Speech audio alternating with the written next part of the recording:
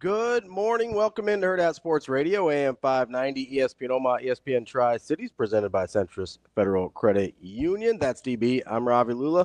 What's going on, DB? Trying to figure out which one controls my mic. You should be two. Two? The one you're touching right now. That should be you. Yeah, I don't think so. Hold on. Nope, just kidding. It should be the first one. I can't see. Yeah. Oh, well. That's all right. We'll figure it out. How was your weekend? Weekend was all right. Yeah? I mean, yeah, it was all right. Just chilling. Nothing crazy. Creighton got one. I was at my mom's. I went over there for breakfast. On Saturday? Yeah, early. Woke her up. She was not happy. How early are we talking here? So that's kind of what I thought. It's like I didn't call until 8:40. Okay, that's not terrible. No. That's not bad. And she goes, "What do you need?" I wanted to hang up. I was like, "This is not about me." Okay? It's not for me.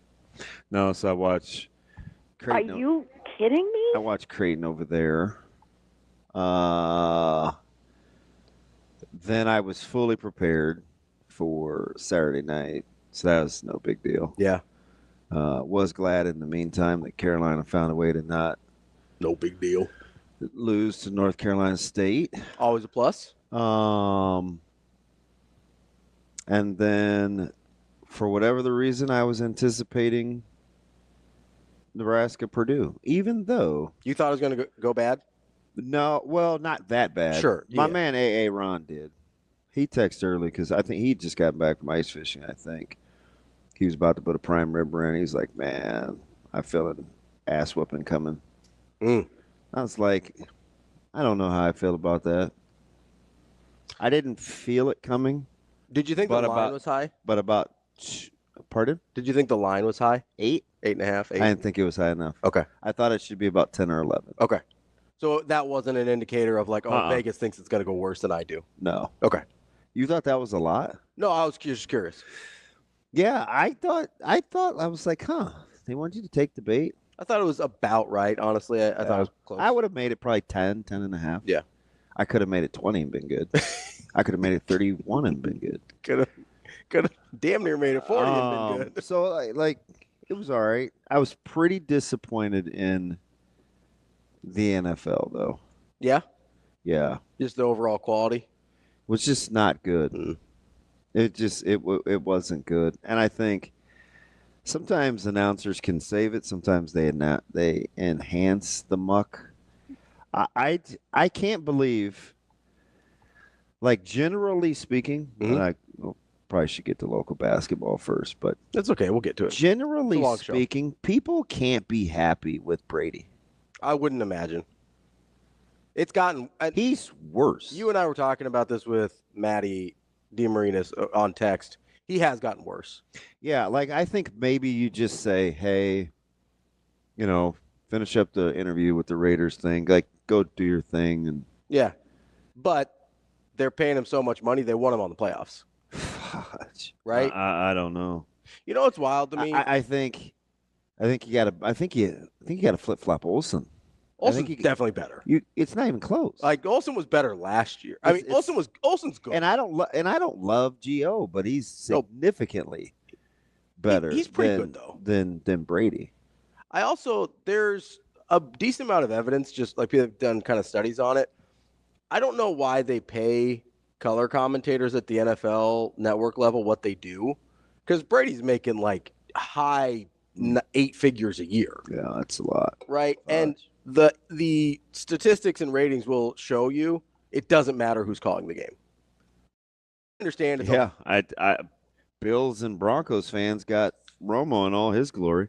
Isn't it amazing how early on where Knicks could make a similar play to Josh Allen, and it was just like, man, great scheme. Yeah. Oh, good job by Sean Payton. Yeah. And Josh Allen does a play, and it's like, oh, what an incredible talent. It's an alien. Extraterrestrial. Although, yeah, totally blew how that one was going to go, except for Denver should have been in that game. Yeah, they really should have. I think Buffalo probably would have pulled away eventually anyway. Yeah. But it should not, like the final score I did not think was indicative. Like I thought Denver could have or should have been in it for quite a bit longer. Yeah, so we whiffed. We whiffed on the Chargers, and we whiffed. Well, I can't remember. Did I talk you into thinking Denver could play that game tough? I don't remember what you said. We did a rapid fire. Don't think I got to that one.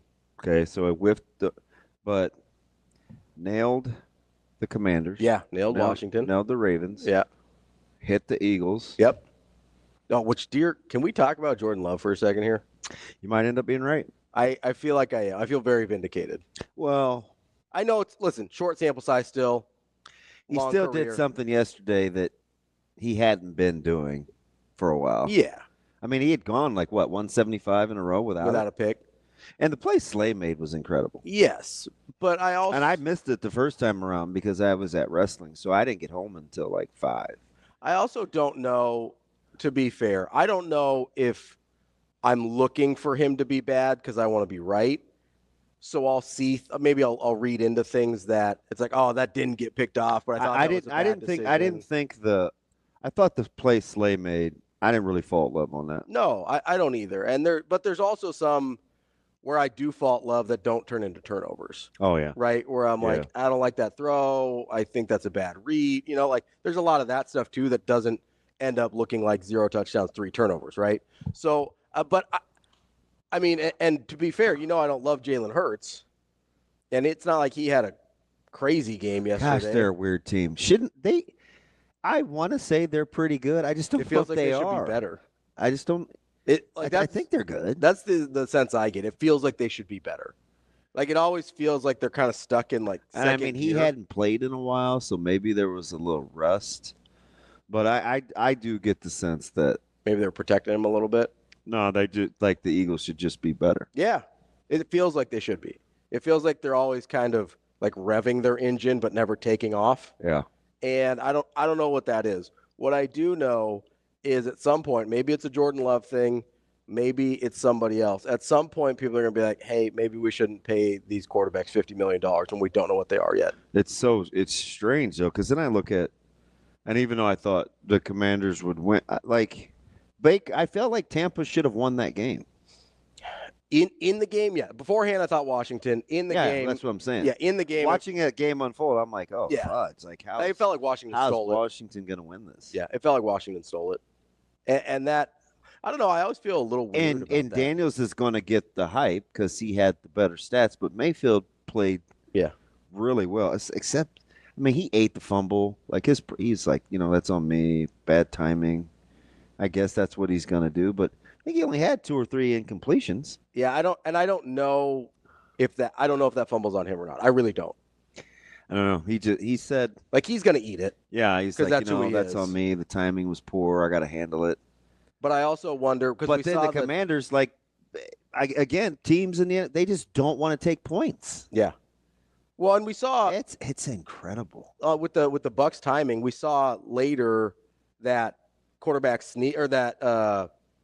The third or fourth down play where the timing was off with the snap too. So I wonder, maybe that's on Mayfield. Maybe there's an issue with kind of the snap and the snap count and everything. I think there's a lot of things that could be going on there.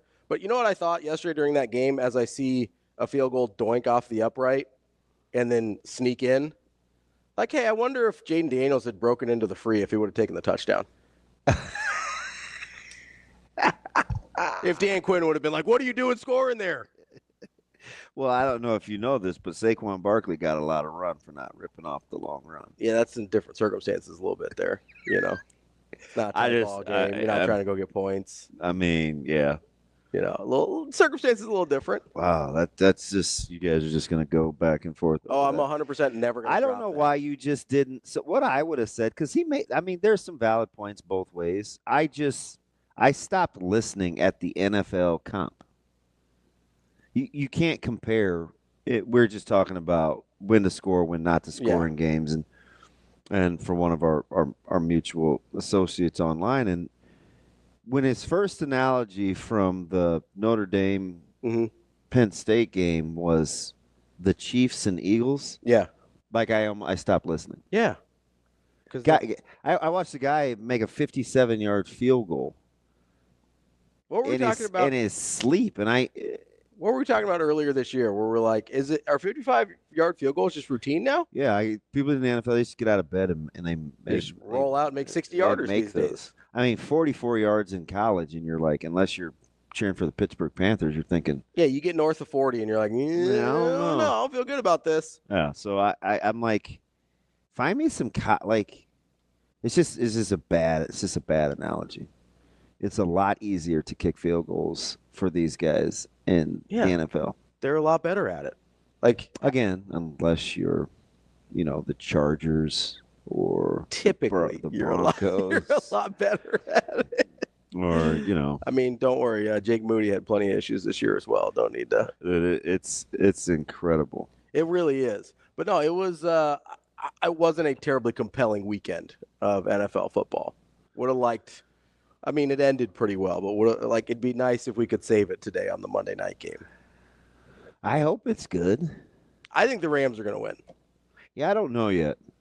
I don't know. I'm trying to factor in the move to Glendale. That's the thing that I can't figure out. Like, that's the variable that I mean, the line is weird. Mm-hmm. It's Minnesota minus 2.5. Like, that doesn't seem right. Mm-mm. And it hasn't happened enough, I guess, for you to say that the Rams have their number. It kind of feels like people they do. People talk like that, though. Yeah, they do. And, like, if this is at LA still, I feel really good about the Rams. I don't know. And this is a guy that's kind of championed the Rams. Yeah. I'm like, hey, man. They're playing really well. These guys are pretty good. They got good healthy. Young team. Yeah. I don't know. I got to think about that. Okay. Well, we'll circle back around to it because we got our betting. I gotta think about that. But that's one. Part of it is, and what were the Chargers? Can we go back to what were the Chargers doing? Dude, I don't know. I have no idea. Sometimes they go through these stretches where they just look awful. Can I bring up another guy that I've had hesitations about a little bit? Yeah. Like, Justin Herbert's just never won a lot. And he hadn't turned. How many interceptions did he have all year? I don't know, but he had 3. Might have doubled it yesterday. He did, almost. No, he did. He had 4 yesterday. He did double it yesterday. Yeah.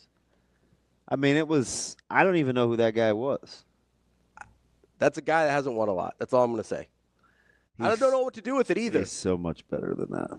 He is so much better than that, and I that's why I don't understand it. I'm not one of those guys that I have my mind made up on Justin Herbert and I think he's a loser or whatever. And then you watch them get off to that start and you're like, oh, they're all right. Yeah, first quarter, you're like, oh, this will be fine. They're going to do – and then they almost didn't score again. What did he complete? Was he 40? He was in the 40s for completion. 14 for 32. So that's south of 50%. That's incredible. That's really bad.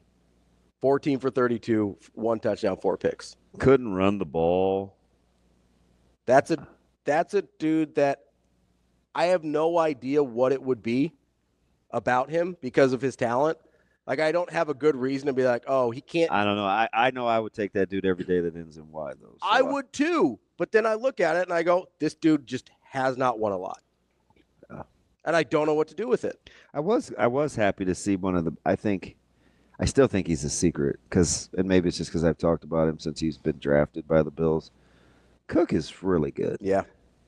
Yeah. This needs more touches. Really, really good. Well, that's how they got good last year.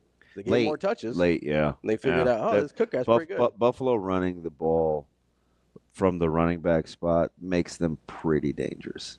It's kind of funny that it's sort of reversed from how we talked about Nebraska this year, where it's like, hey, if you could just get like a little bit out of Dillon in the running game, you'd be a lot better. It's like, hey, Buffalo, if you just remembered that your running back is good, you'd be a lot better. Josh Allen would be exponentially better. 100%, because you don't know what you're going to get there.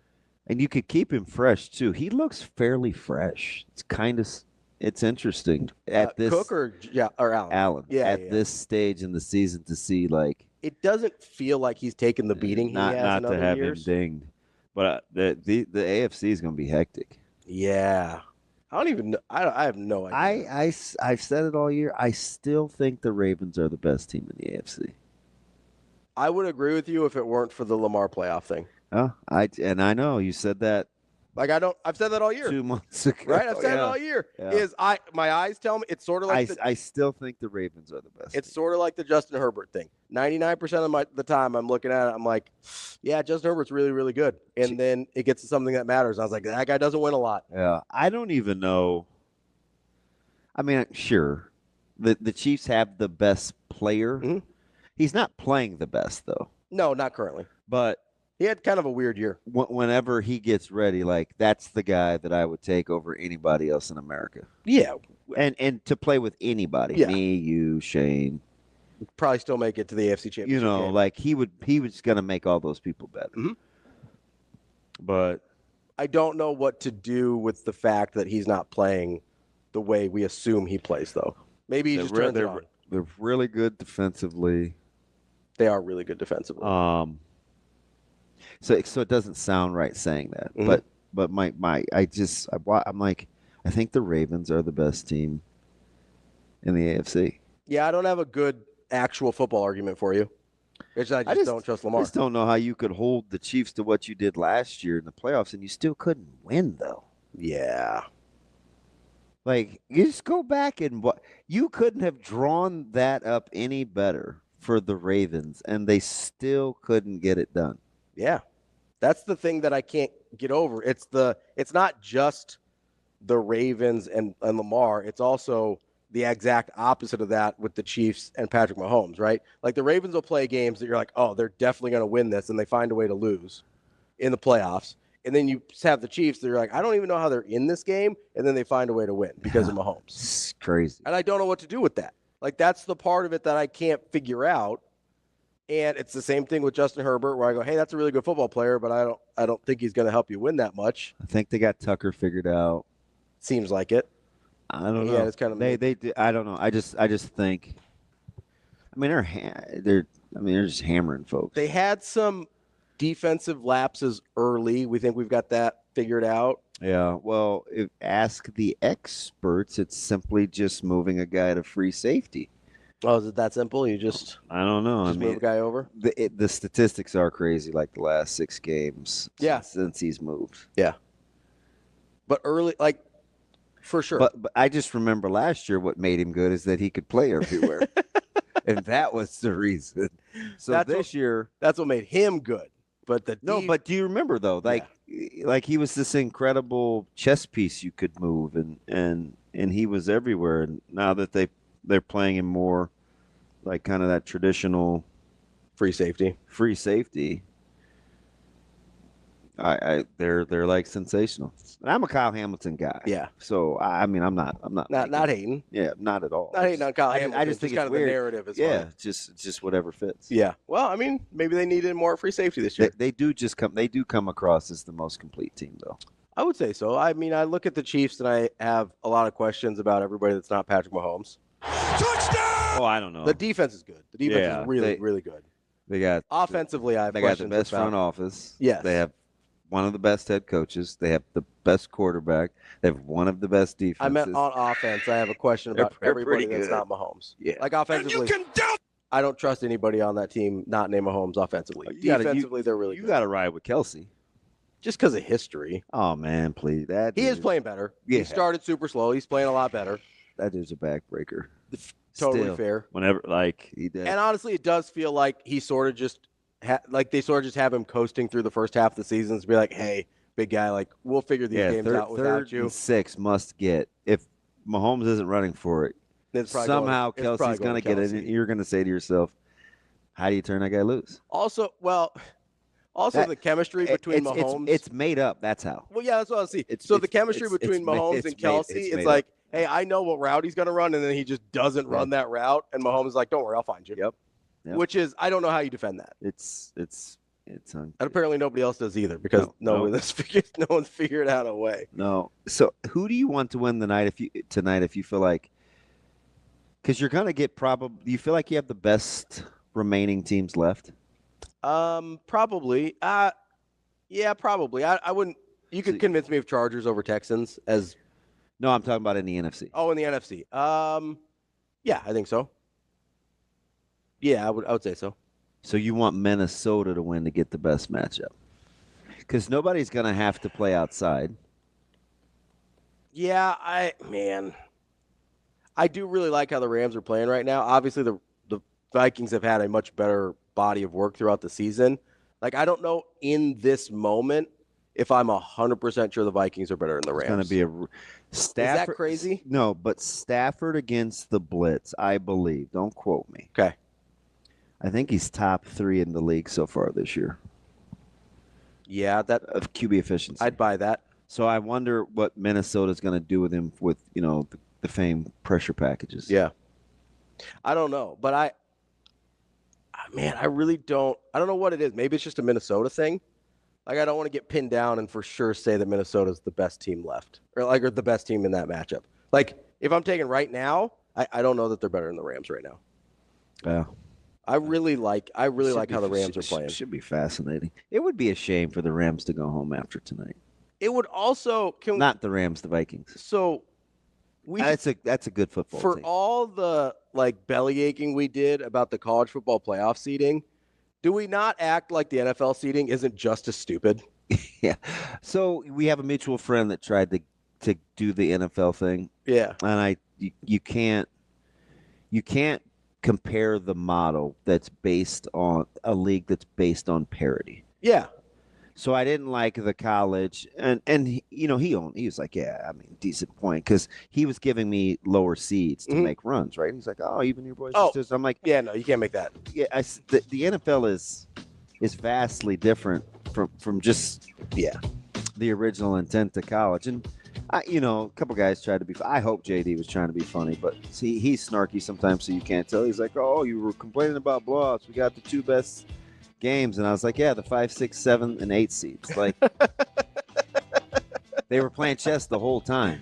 Yeah, to get the close game. Like, fundamentally, the process is still flawed. Yeah, 100%. Right? So I also think the NFL. We got to go back to that Texas. We got to go to Ohio State, Texas, and we will get to more NFL as well as some local college basketball here on Hurrdat Sports Radio. Welcome back, Hurrdat Sports Radio, AM 590, ESPN Omaha, ESPN Tri-Cities. That's DB. I'm Ravi Lulla here on the Pillar Exterior stage.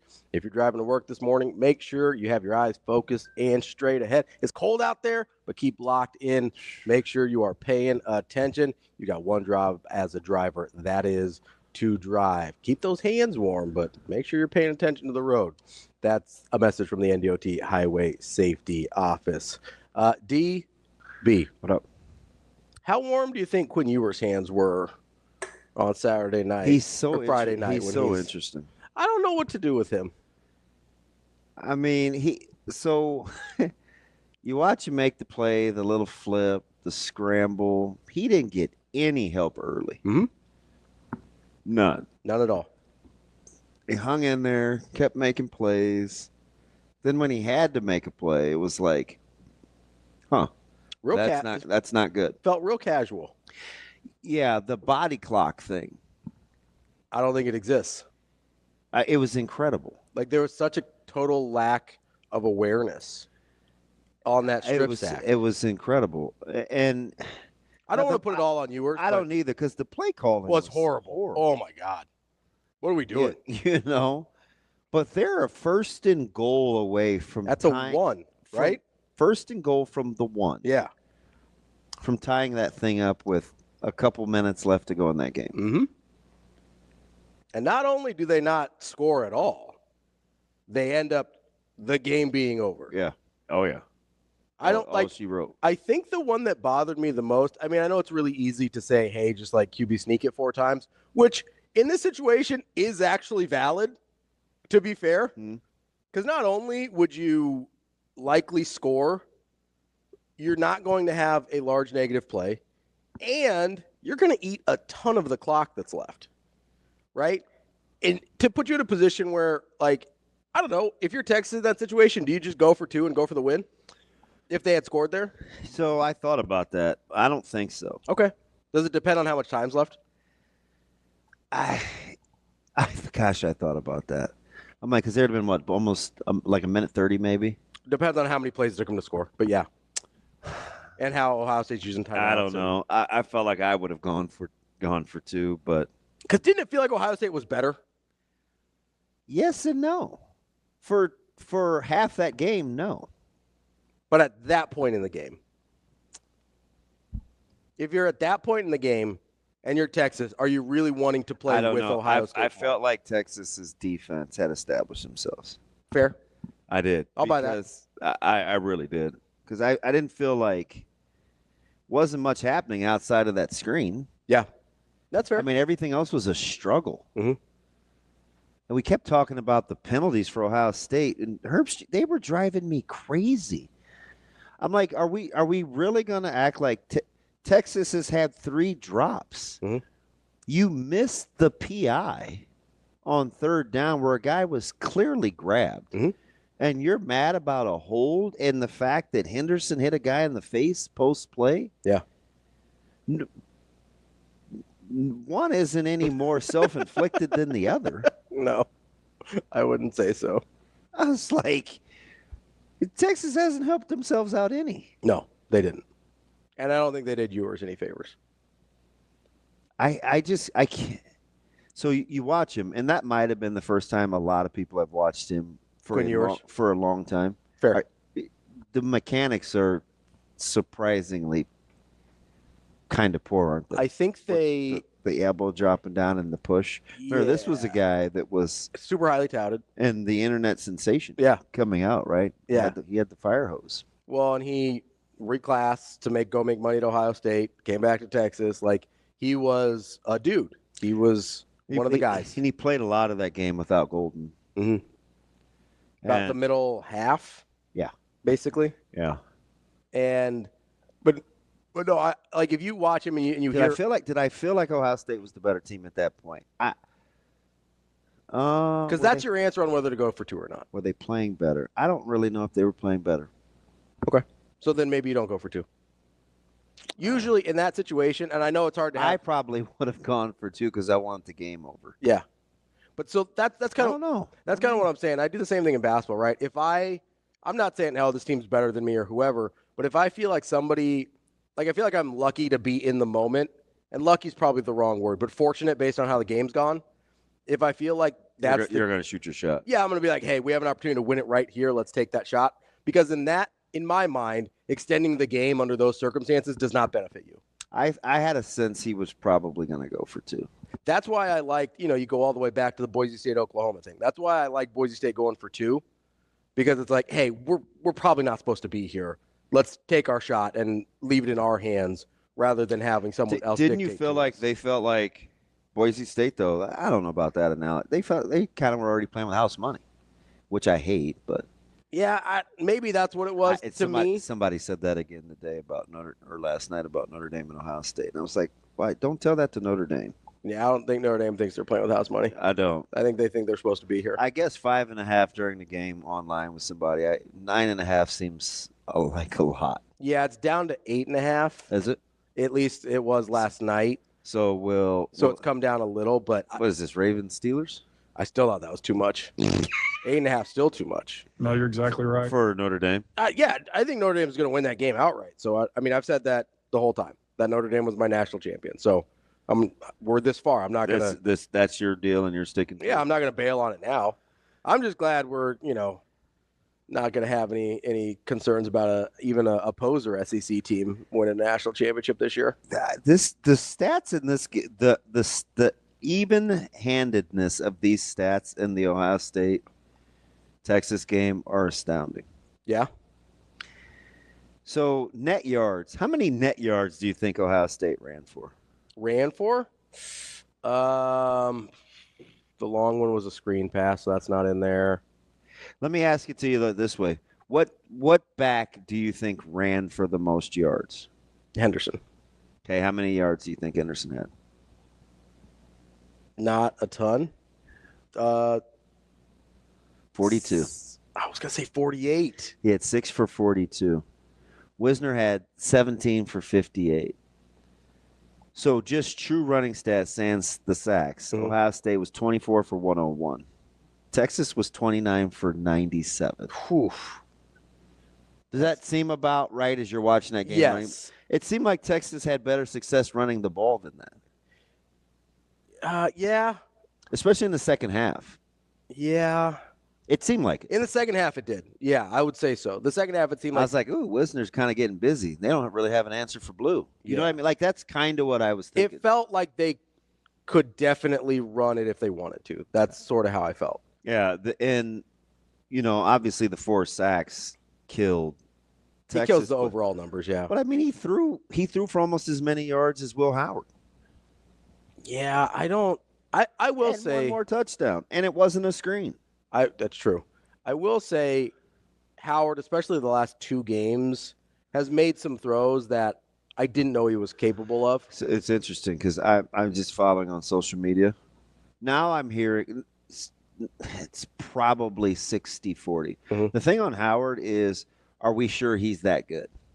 That's what I'm hearing more. But you think maybe he's made some throw. Like what in particular? I mean, the sideline in the semifinals, there was a sideline throw to, I think it was a bouquet that I was pretty impressed with. And he's made some in big spots, like 3rd and longs where he has to throw. I'm not sitting here and telling you that I think he's some great passer. He's better than I thought he was. Which I've probably gone the other way. I kind of felt like, honestly, just like I just wonder what happens like when he's not throwing to open guys. And I think I kind of saw it.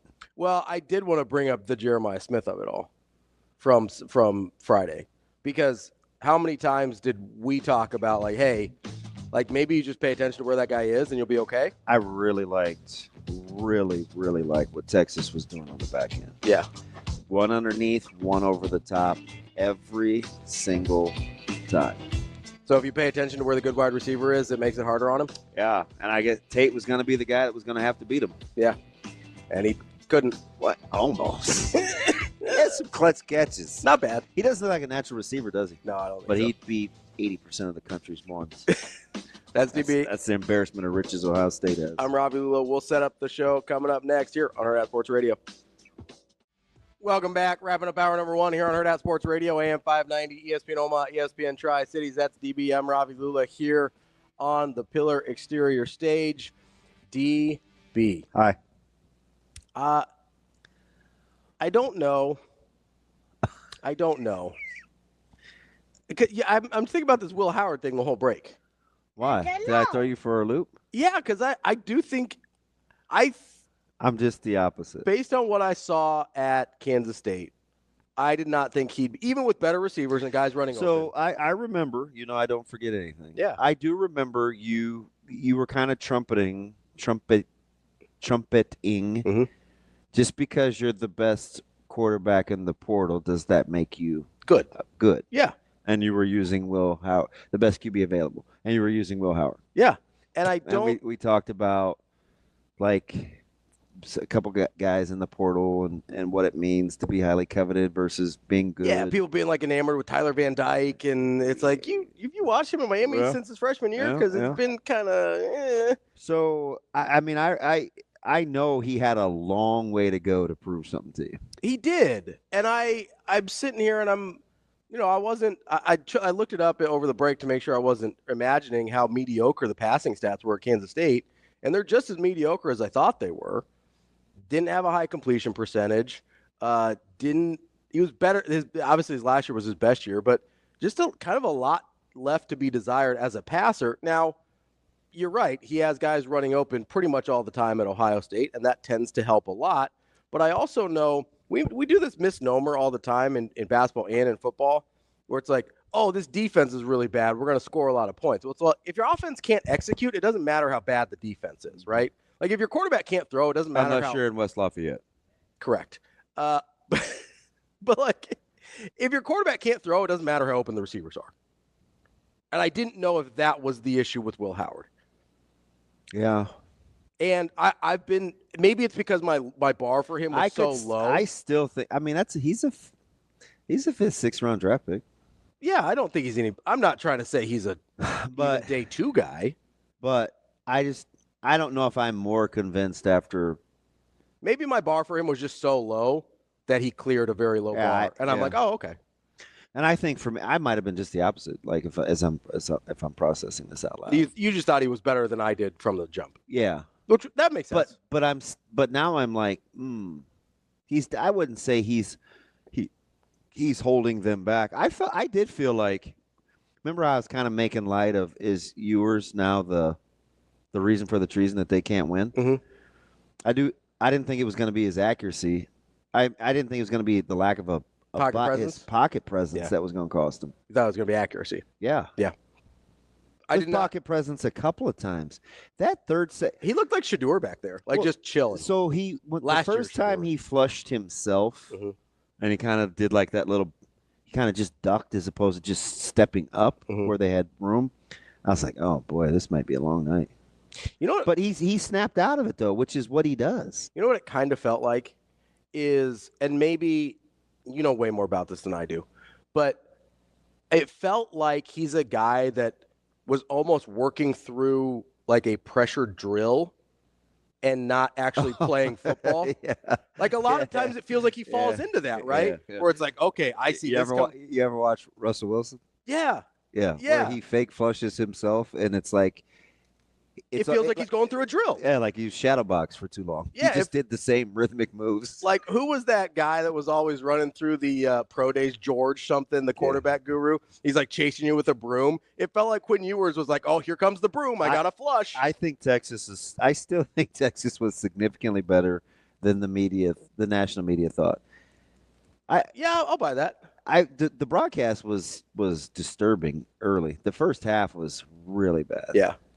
And it was like, even at the very end, and they're like, boy, that Notre Dame team is going to have their hands full with this Ohio State bunch. And I'm like, they weren't going to a Texas? Well, what was it about that game that led you to believe that? Yeah. At the very end, like, you didn't have to, like throw shade. You know what I mean? Yeah. I don't know. I don't know. I'm fascinated. I'm fascinated by the narratives. I really am. Yeah, and I'll be totally honest. I don't know if Notre Dame is good enough on the outside. The same question we had against them, all year basically. But we had it against Penn State as well, where I don't know if they're good enough on the outside to win that game. No. I know they're good enough inside. I know that's going to be the thing. I know their defense is good enough. I'll take their secondary against anybody. I don't know if they're healthy enough. Now, the real matchup is going to be how Ohio State uses Downs and Styles on Leonard. Yeah. Because there's some games you can play there. And Notre Dame absolutely needs Leonard's legs to be a factor to even have a shot. Yeah. Because, again, he's a guy that will make a handful of really good throws a game in key spots. I don't think that's a guy you want to rely on his arm to win you a football game. Yeah.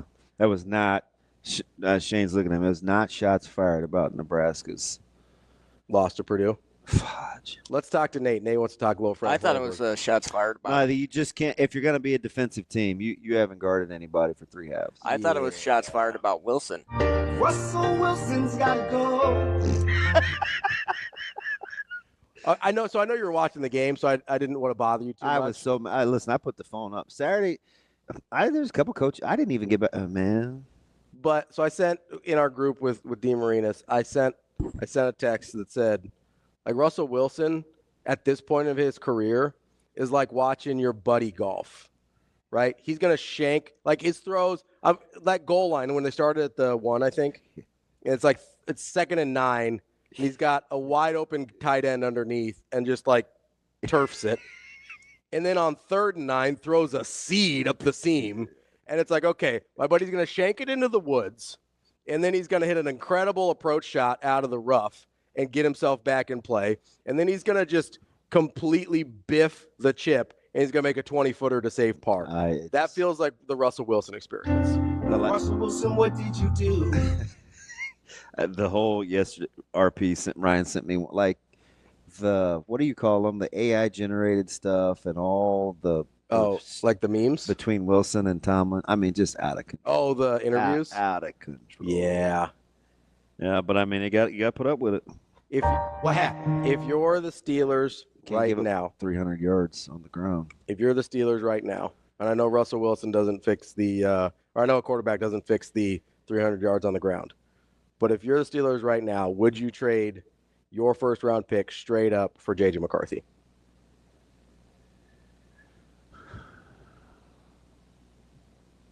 Yes. That's what I think you should too. I would. Did we lose Nate? Yeah, but you know what the Steelers Call are back, doing? Nate. You know what the Steelers are doing right now, don't you? What's that? I can't believe we're going home. We're going home, home. John Legend Yeah, singing about the Steelers. I would not describe Russell Wilson as. I'm glad as you feel Russ comfortable Legend. enough around me, Shane, to poke, to go public with that. That was supposed to be kind of a. When we lost them 4 games, I blame you. It's fine. I got a good chuckle out of it. when I you could said poke that. fun at myself. It's totally fine. Like I said, as a Raider fan, I would take one and done every single year because I haven't had one and done for like 25 I know years, one so. thing, man. That guy you got over there in the front office needs to be conducting interviews and not broadcasts. Yeah, maybe just pick the one job, one or the other. I was so. I'm like, They're paying him too much money Wow. though. He's never going to walk away from that. and I'm telling you, man. I put up with Romo for years when I knew he was bad before any of you clowns, and it didn't. And you would you happily take Romo over Brady on a broadcast No, he was today? horrible yesterday. I kind of do feel bad for fans of those teams. Yeah, Yeah. because it ruins it for him.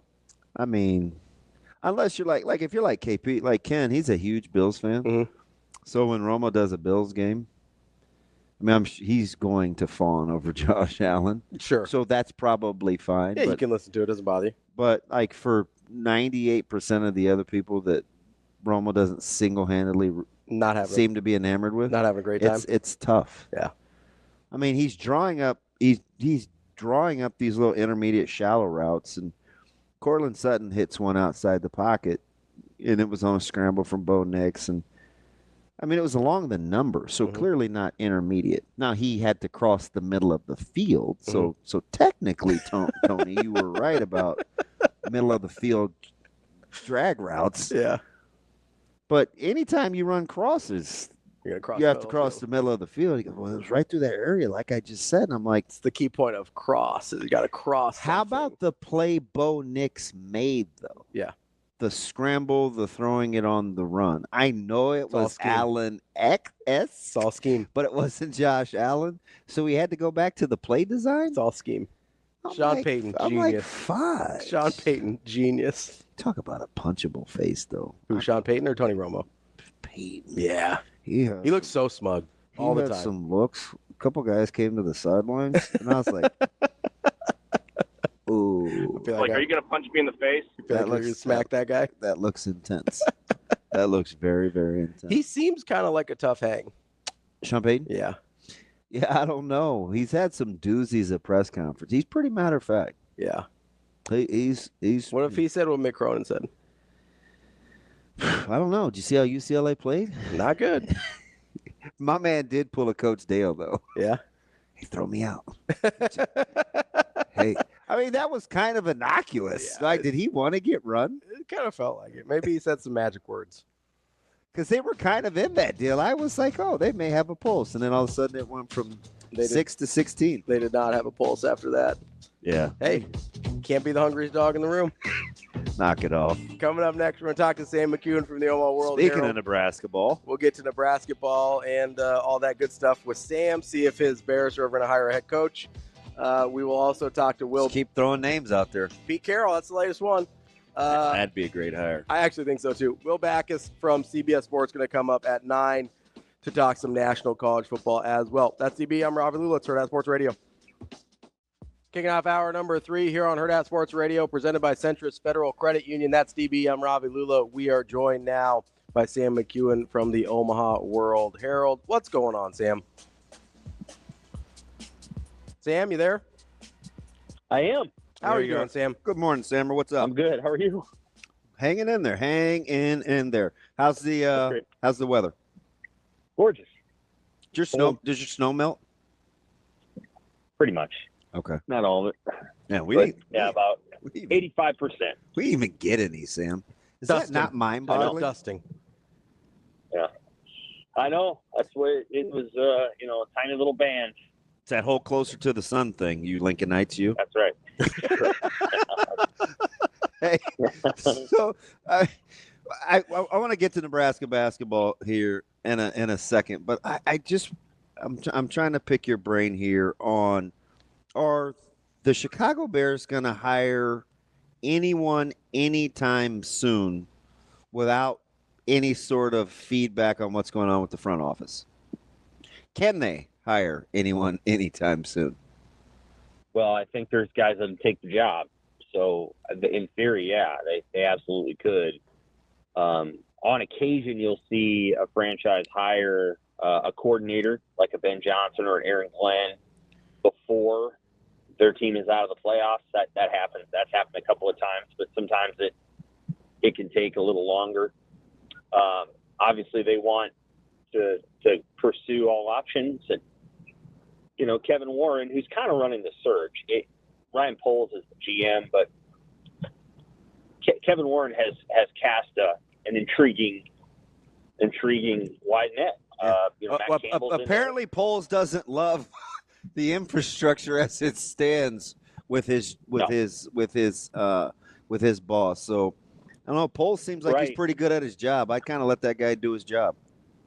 Yeah, I understand that. I think that's understandable. Sometimes what GMs are really good at is managing rosters, and sometimes GMs are really good at hiring coaches. Not all GMs are good at both. I think he might be good at both. I have no qualms with anything Poles has done in terms of managing the roster and constructing it. You do generally want to have a coach that's on the same page, but not all GMs, like I just said, are equipped are really good. Equipped's the wrong word. They're not really good at necessarily making hires. Sometimes the owners are bad at it too. So Jerry Jones is basically the GM and the owner for the Cowboys, and he's made, I think, a series of bad hires. I'm intrigued by the way that the whole firing of Eberflus went down because Poles and Warren were still in a meeting or something like that. But there's a reason why Kevin Warren is there, and it's a valuable reason, and it's to shepherd the stadium project, which, in my opinion, and a lot of Bears fans would not necessarily share my opinion. I think it's important that the Chicago Bears get a new stadium and they get either a dome down by the lakefront or they go out to Arlington Heights, because I feel like the situation as it still stands with their dome or their field, it's just hard to attract consistently elite offensive players to that environment. It's a tough place to play in, and it's cold and all the rest. So, I think if the Vikings have had a lot more success than the Bears over the last 30 years. I know the Bears have been to a Super Bowl and the Vikings haven't, and I understand all that. But the Vikings have benefited, in my opinion, from having a dome, moving from Metropolitan Stadium. Although, yes, they went to 4 Super Bowls at the Met. I think they've benefited in some ways. And so I think the Bears need to keep Warren because that's his specialty. He got the Vikings' new dome done, and he needs to stay there. Now, whether or not he needs to be the guy that makes the hires, I do feel like he's kind of running the search. Matt Campbell, Mike McCarthy, who knows who else. I know that there's been rumblings out there of Mike Tomlin. Now, Mike Tomlin should never be fired from anywhere he's at. But might he be interested in going to a franchise that had a young quarterback that his success with the Steelers often prevents him from getting? Maybe so. I don't know. I would love to have Mike Tomlin as the coach of the Bears, and I think he'd be a hell of a coach for the Bears. But, the Steelers have a better organization, but as everybody saw, as you saw, Damon, you're a Steelers guy, on Saturday night, they do not have a solution at the key position, and the only way they're going to get it is if they trade for it, because it's very hard to draft in the back half of the first round and get the guy that you really want. The Ravens did it with Lamar Jackson, but that was the only time it's really worked in recent years. As a Steelers fan, you know what I'm waiting for? So this should happen pretty quick, Sam. I'm waiting for there to be 7 or 8 first-round quarterbacks with first-round grades, and only 4 teams need quarterbacks, and one of them will fall to the Steelers, who inevitably will be picking somewhere between 18 and 22. That's what I'm waiting on. Is that too finite, Sam? It's a really specific situation. That's optimistic. Where did the Broncos get Bo Nix? I can't remember. They 10, right? Was it 10? Yeah, because everybody thought they reached. And they thought, I was going to say, Everybody people thought that was a reach. It's getting harder and harder to get anybody Shoot, outside people of that. thought Penix was a reach because they had Cousins. Yeah, it was more a situation than, but yeah. Still. Well, hindsight. People, McCarthy. no, but McCarthy. people were rational. No, I remember this narrative clearly, you guys. It was, well, you have Cousins. Why you could have stood pat and he would have gotten to you. No, he wouldn't have. So clear, like, I don't know, the whole value versus worth thing for a quarterback. The jokes the ongoing jokes the last handful of days, Sam, about Mike Tomlin and Russell Wilson. I went from depressed, put my phone down. I didn't touch my phone Saturday from probably 8:15 till 3:30 a.m., which is backwards, I know. But so now I can at least kind of laugh a little bit. Some of them are funny. The whole AI generated stuff, Sam. Well, it's the only way. Tomlin's Tomlin's great. I got to laugh to keep from crying. So I'm sure you were watching the Steelers-Bengals game when Wilson just rolled out. Didn't get out of bounds. Didn't just rolled out and ran, and the clock's running, and the look on Tomlin's face is like, you got to be kidding me. Like he stayed in bounds for another yard and a half. I know. It was incredible. So anyway, I would love to see Mike Tomlin coach the Bears. I feel like it actually might be this moment because you have to be like honest about the fact that you have a great roster, but you don't have a great quarterback, and the only way you get one is to really got to pay for it. Like, you got to trade players, you got to trade picks, and I think the defense watching Russell Wilson sapped their spirits. I'm serious. I'm sure it did. Saps my spirits. I don't like. I mean, because their body, their lack of physicality, I think they just were like, "What difference does it make?" Right. Well, and again, the guy I'd never seen that before. The guy behind Russell Wilson is not the answer. God bless him. And I really appreciate Justin Fields as a person and how hard he plays, but they benched him for a reason, and I know the reason because I watched many years of him with the Bears. So, he doesn't have it. I don't know what it is. Maybe he'll get it one day, but so they're in kind of a tough spot. And but as for the Bears, we'll see what they do. I'd be fine with Ben Johnson, but I would, if I was making a wish list, Tomlin would be at the top of it. And you get him to leave the Steelers and go to the Bears, and he gets to be paired with Caleb Williams, and there you go. But I don't think that'll happen. It looks like Deion's going to Vegas. I told you Deion would get an opportunity. Yeah. Well, is Shador going to go to Vegas too? I'm very interested. I'm very, very interested. Okay. I thought he was there for the long haul. What happened? Deion in Vegas. I'd love to see Deion there and Shador. That'd be terrific. The Raiders. He didn't play for the Raiders, but that franchise fits him. Do you think he'd hire Shermer? I don't know what he would do. Bring him along. Bring him along, man. Keep the band Other together. than I think he would be an intriguing NFL coach because everybody in the room would know that he was maybe the best to ever do it at his position, and he'd probably bring Warren Sapp and Terrell Owens along, and that turns some heads. I mean, I suspect Warren Sapp is probably a pretty good coach. So, he would bring a lot of energy and interest to that franchise, and Mark Davis is the kind of guy that would do it. So, I'd love to see that in Vegas. There you go, Shane. That'd be great. All right, Sam, let's switch gears here. Yeah, that'd be fantastic. Okay. And go to that would be really good. Go to Nebraska basketball. What do you chalk up that Purdue game to? Is it the road woes? Like, what do you? Because that seems too easy, right? Just be like, oh, Nebraska's bad on the road. Like, what do you watch that game? What do you attribute it to? Purdue's really good at home, but Purdue was really good yesterday, and Purdue's pretty good generally. And so, when they beat Purdue last year, I can't even remember how many threes they hit, but I'm going to say they hit 18 of them. Now, anybody can go back. Maybe I'm wrong about that, but Nebraska played out of its mind that night, and I was there because, I was at the game and wrote about it at the game. And as I recall, Nebraska played out of its mind offensively and hit a lot of shots. So otherwise, Purdue's been very difficult for Nebraska to beat. I think it was just a one-off. Nebraska's played a lot of tough games in a row. You pick your spots. The game they obviously circled and felt like they could win and almost did win was Iowa. Purdue is the hardest game on their schedule at Purdue, and so when they got down early, I think it was going to be hard to crawl out. Obviously, 104 to 68 isn't what you're looking for.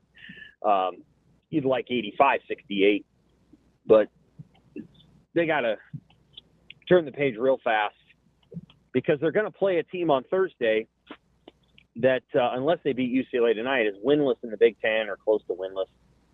And that team's dangerous because they have really good players. So, Nebraska has to just kind of move forward and do what they got to do. Without being all hyperbolic, I actually kind of think that this is must win. It's very important. Because you still have to have 9 or 10, 9 for sure, conference wins in on your resume. I think this one is huge. And listen, as the resident Rutgers honk here living in the state of Nebraska, I know this team like the back of my hand. It is absolutely must win, but I am terrified that they cannot stay in front of Harper Jr. So I don't so much worry about Ace Bailey just because because his shot selection will help keep Nebraska in it. But man, as we saw yesterday, when you can't contain guards and keep them in front of you, this defense gets compromised in a hurry. Yeah, that's very true. And not to mention, he's done this. He's playing at an elite level for Painter. I mean, an elite level. And now that he's scoring, I mean, he's an absolute handful. And he's just out there. He's like Jason Williams or something. I mean, he's just having fun making plays and shooting any shot he wants to because he can free flow in that offense. Yeah, it's fun to watch guards, as they mature. And now with college basketball being able to pay some players, a guy like Braden Smith is going to stay in college for 4 years and probably become a legend, instead of having to feel like, well, I got to go to – it's kind of like Kalkbrenner, like Kalkbrenner probably would have left if they didn't have an NIL thing, because there's not a lot of money to be made otherwise. But, Kalkbrenner can stay, and Kalkbrenner is having an epic year, one of the great years in Creighton history, and I think Purdue, with Braden Smith is the same way. I think Nebraska. So what I wrote today in the Rewind is I totally appreciate Hoiberg wanting to build this thing on defense, feeling like we got the guys to do that, and that there's a gritty culture and a toughness, and everybody saw what they did against Creighton. I still feel like Hoiberg's on the genius end of the offensive coaching scale, and runs a lot of cool stuff. And they don't run necessarily a lot of sets, but their players know what to do, and they got to score more. They have to score a little bit better. They got to shoot it a little better. They're shooting about 33% from three.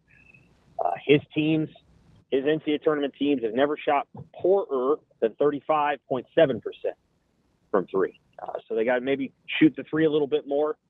I do wonder. I'm going to be watching this on Thursday. I think I'll be at the game just as a spectator, not as a journalist. But I do wonder if the starting lineup gives you enough offensive juice out of the gate. I think that starting lineup really needs Burke Buchengel to hit a three or two. Boy, did he teased me yesterday because the couple days before I'm like, he's the guy that offensively strikes me as having a much higher ceiling than what he's shown. So then he calmly steps out. He knocks down the pretty looking three, and I was like, "There we go. That's what I'm." Oh, that was his shot's pretty. He has a pretty shot. That was short lived. And pretty. He has a prettier shot than Juwan Gary, and Juwan obviously is a great player. And conversely, his first air ball also let me know that this wasn't going to go the way of how I wanted it to go. Right. Juwan's, going to be hot and cold from three. Yep. He's never necessarily going to be the guy that you're like, all right, there's the guy that's going to be your second 3-point shooter in the starting lineup. It's Bryce. And then I think what you hope is that it's Burke Buchengel. They have a big lineup. That's a big lineup because you put me in there at center and all the rest. And then Morgan comes off the bench. But Connor Sejan comes in about 4 minutes into the game. And that's your best 3-point shooter. And he's been kind of hot and cold, right? He was good against Southern and he struggled since then. But then, I think a Sejan is a key. And maybe Sam Hoiberg needs to play a little more. I remember the team 2 years ago, which was many people were like, yeah, this season is over. And then all of a sudden, Casey and Sam come out and start doing stuff that the guys that got hurt didn't do. They're going to have somebody touch and harass and give up a couple fouls on Harp Jr. because his ability to get downhill, like you have to be pot committed. And we saw it, and it's going to be so different than Purdue where – they would play those little 2-man games and ball screens, and Nebraska would get caught in those little pin downs, and they wouldn't touch anybody with that little 2-man game. But now with Rutgers, you don't have to stay attached to shooters really. Like you can help will Nebraska. It's you were afraid to leave anybody from Purdue, but apparently that was okay for Nebraska because guys were getting uncontested threes anyway. But man, it's a much better team. Yeah, but it's a vastly different defensive game for Nebraska on Thursday. Way different. It is. Yeah, very different. And it's not necessarily a matchup that Nebraska minds. I mean, Rutgers had a better team 2-3 years ago that went to the NCAA tournament. Nebraska, took that team apart. And some of it is the style that the Rutgers coach wants to play. So again, I think Nebraska is going to win on Thursday because I think their defense will do a good job. Just big picture, I think they got to shoot the ball a little bit better. And I know that Sam Hoiberg isn't as tall, but you might have to play him. He can hit a clutch three when you need one. And he's a guy that gets the team going. He may need more minutes, and I don't know. Maybe Connor Sejan needs to start. I doubt they're going to change anything because they like the lineup they have to start the game, and Burke Buchengel, if he's playing well, gives you that second, spark plug as a shooter. But if he's not making shots, then you got to watch the starts of games, and Nebraska could be down 12-8 early on Thursday because they don't have a ton of firepower on the court. I've never cheered so hard for a UCLA team as I'm cheering for them today. Really, I want Rutgers to come in here kind of reeling. I know what's going to happen. I know it's just kind of how I think, and I think UCLA's favored. Are they? Yeah, I think so. Sam, there's something I've been wondering about this Nebraska basketball team, kind of off and on all year. Is this team good enough, just from a talent, length, athleticism standpoint, to hang their hat on being a defensive team in the Big Ten? Right. I think so. Do they have the horses for that? I just think they got to shoot a little better. Yeah. I don't know if they had to play Purdue and Michigan State, twice, for example, like if the schedule was a round robin and sure, and they got those two teams twice, I wouldn't like their chances. But I would say yes if they could get Mia to buy into some rim protection. Like you know what I mean? Just play a little tougher defensively in the post. Because they start him. They do. They sure do. Yeah. So it's like, just give me a little. Give me some. Give me a little. A hard foul. I think they will take rim. What do you call it? Deterrence too. So he deters people from going there, and so that's part of it. I think so, but I think they got to shoot just a little better. Like I said, I think they have to, score just a little bit more in order to feel like they're going to win, 9, 10, or 11 Big Ten games. There are certainly winnable games, but I'll tell you what, you look at the road schedule. Their road schedule is the opposite of Nebraska women's basketball. Nebraska women's basketball gets some of the weakest teams in the Big Ten on the road. They got one yesterday in Rutgers. They get one in Northwestern, and they get one in Purdue. All three of those teams are not very good. And Nebraska's women's team gets to play in those gyms, and that's an advantage. You want to play weaker teams on the road. Nebraska's situation is the reverse. They had to play at Michigan State. They had to play at Purdue. They had to play at Iowa, and Iowa's never easy to beat in Iowa. Iowa hammered Indiana. The easiest road game they have, I think, down the stretch is at Washington, and that won't be easy. I mean, Washington's, probably not as good as Nebraska, but they beat Maryland, and they almost beat Illinois at home, and that's a long trip. So Nebraska's road game slate is pretty tough, and they're going to have to find a way to win one or two of those on the road. And at this moment, the Washington game seems the most winnable, and I think maybe they play Northwestern on the road too. Yeah, they do. It's just going to be hard. Like, they got to find a way to make some shots. In my rewind today, I put in their last 10 neutral site, which is the Big Ten tournament last year when they beat Indiana, or road Big Ten wins, they've shot 42% from three. That's it. To win on the road, you got to usually, well, at least if you're Nebraska, you have to make shots. They're not Kelvin Sampson's Houston Cougars. And so they're not. It's going to be hard for them to win 57-51 the way that Kelvin Sampson teams can. I think they're going to have to make shots. And fortunately, they got one of the best offensive coaches in the country. Like, Fred Hoiberg has few peers in this area. And I do think they will get better as the season goes on. I think the only point I'm making is they probably need to get a little bit better because it's going to be hard to win road games if they don't make more threes on the road. That's Sam McKewon from the Omaha World Herald. Sam, we appreciate the time as always, and I hope by the time we talk next week, you have a head football coach in Chicago. And it's not Mike Tomlin. Mike Tomlin. Why not? Knock it off. All right. Marcus Freeman won't have played by then, so you might not have conducted that interview yet. I'd love Marcus Freeman. That would be great. So 88% of the football playing free world would love Marcus Freeman. Chew on this. Okay. Let's say Ohio State beats Notre Dame in the national championship game, and Ryan Day says, "I'm done. I'm moving on. I'm going to the NFL." Guess who gets Marcus Freeman? Ohio State. Oh, that's our guy, Sam McKewon. We appreciate it, Sam. Thanks, Sam. Take care. More Hurrdat Sports Radio coming up next. We're halfway through the show here on Hurrdat Sports Radio, AM 590, ESPN Omaha, ESPN Tri-Cities. I'm Ravi, Lulla, DB, here with me on the Pillar Exterior stage, and we're brought to you by our friends over at Centris Federal Credit Union. I don't know about you, but when I start thinking about what I want to get done this year, that list can get pretty long, and some of that is going to cost some money. You can access the equity in your home with an equity loan or line of credit from Centris Federal Credit Union, giving you the cash you need to maybe make some improvements, maybe pay off some debt, whatever you want to do. Go check out Centris Federal Credit Union, federally insured by NCUA and an equal housing lender. Check out centrisfcu.org for more info. Let's kind of revisit the conversation we were having with Sam there, right? What do you got? Well, we were talking about NFL head coaches, and, he kept bringing up Tomlin, kind of poking the bear a little bit. And No, I actually think he wants Tomlin. I do, too. I do. And who wouldn't? I mean, honestly. Well, are you sure? I do. You don't want Dion? You sure you're good over there without Dion? Yeah, I'm pretty good with that. I think most franchises would take Mike Tomlin.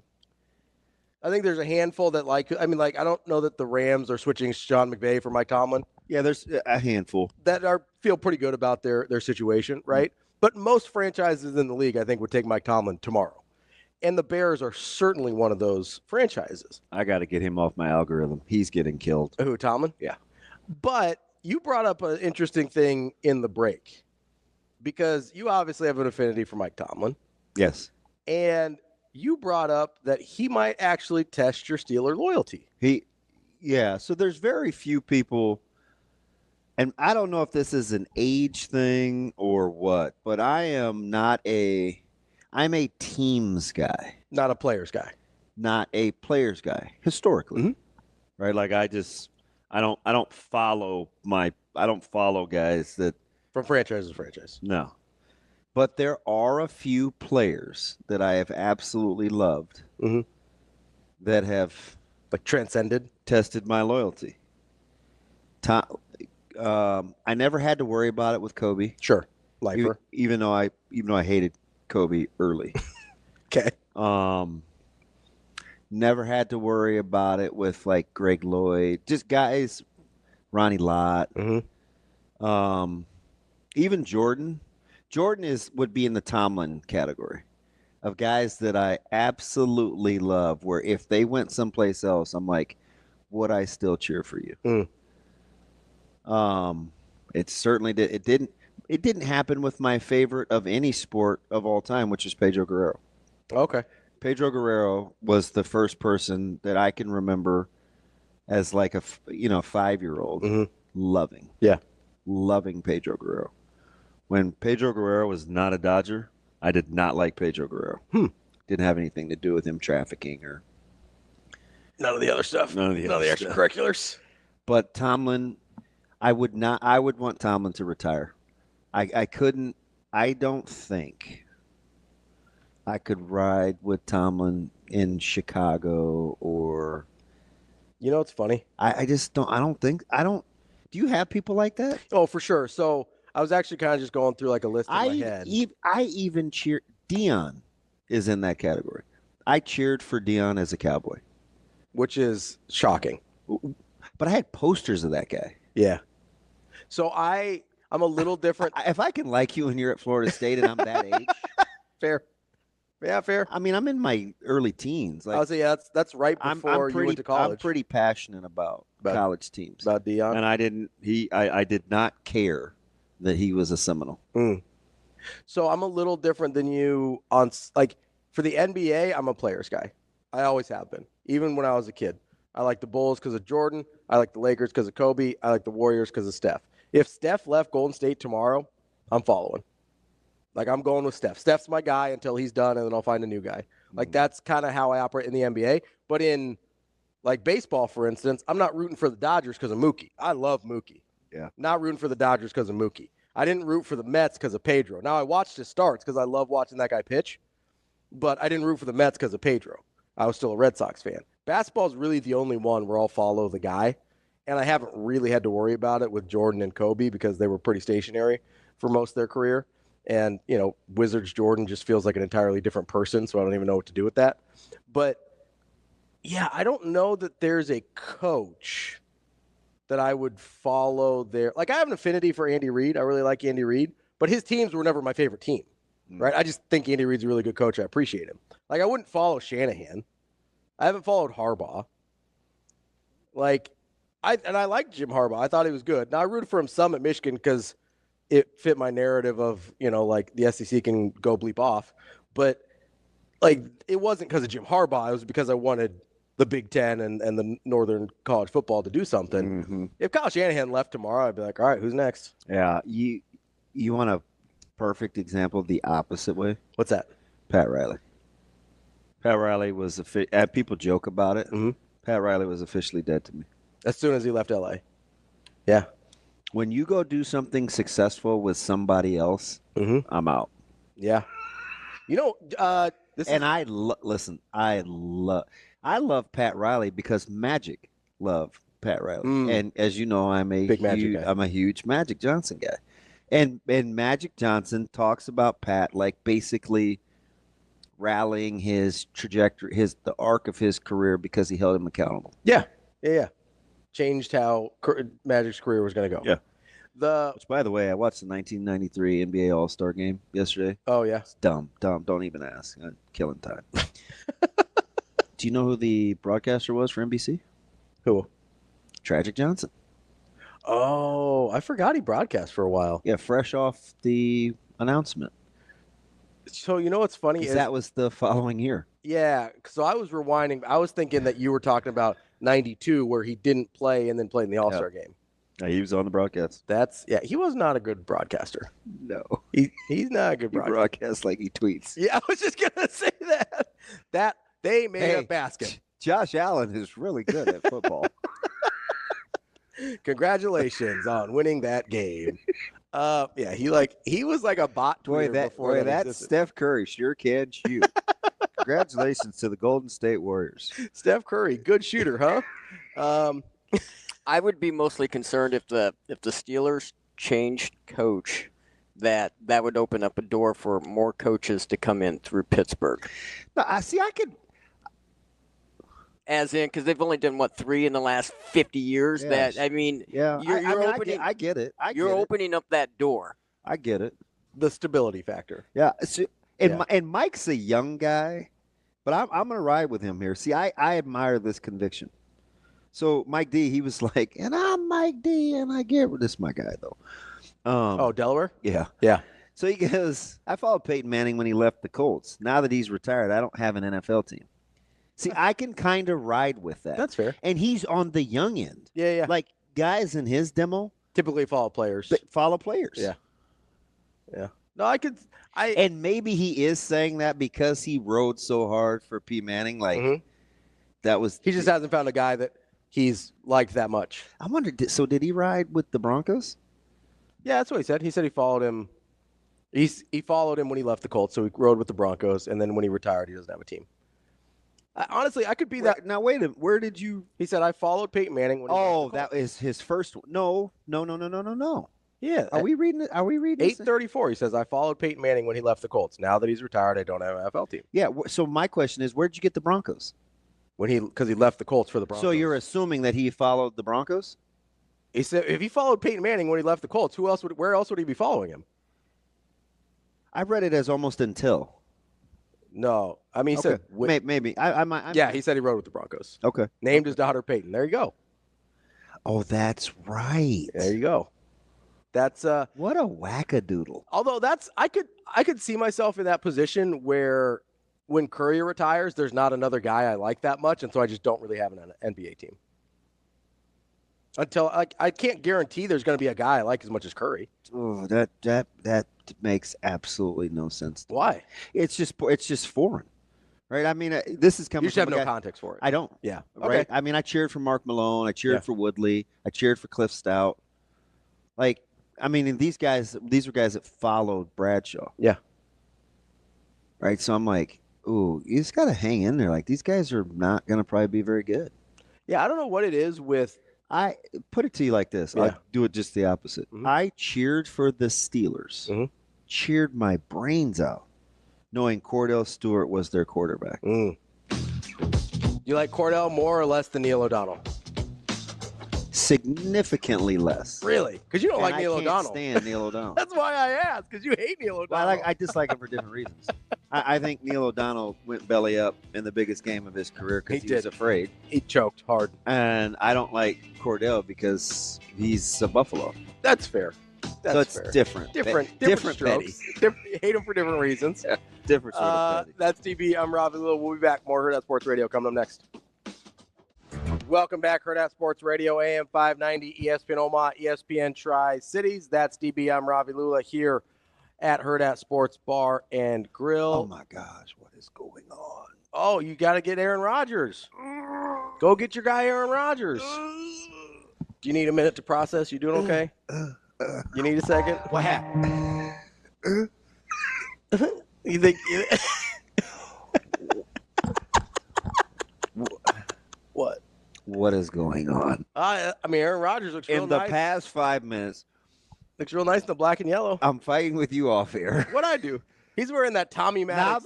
Now they're just bursting. They're just bursting at the seams to give me all the negative Steelers stats on all these talking head shows. It's true. And now I get the photoshopped image of Ron Rodgers in a Steelers uniform, and it says time to move on from Mike Tomlin. What are we doing? He's rocking that Tommy Maddox 8, looking good. You guys don't understand. Big Tommy Maddox guy. I can't believe we're going home. Who do you like more, Tommy Maddox or Bubby Brister? Maddox.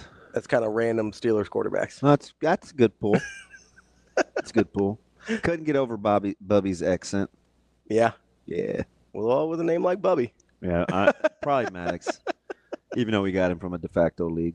Big, I think you mean defunct league? Defunct league? Sure. No. like de facto is in the fact that when we first got him, I didn't really consider that a real league. Oh, gotcha. Okay.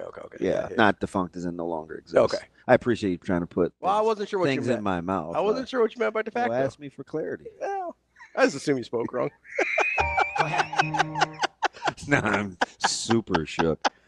I was telling you the story. Like some of this stuff, I just have conviction because I ride with what I ride with. Mm-hmm. I was telling you the story off air. Remember, Carolina was playing Pittsburgh in the preseason. Mm-hmm.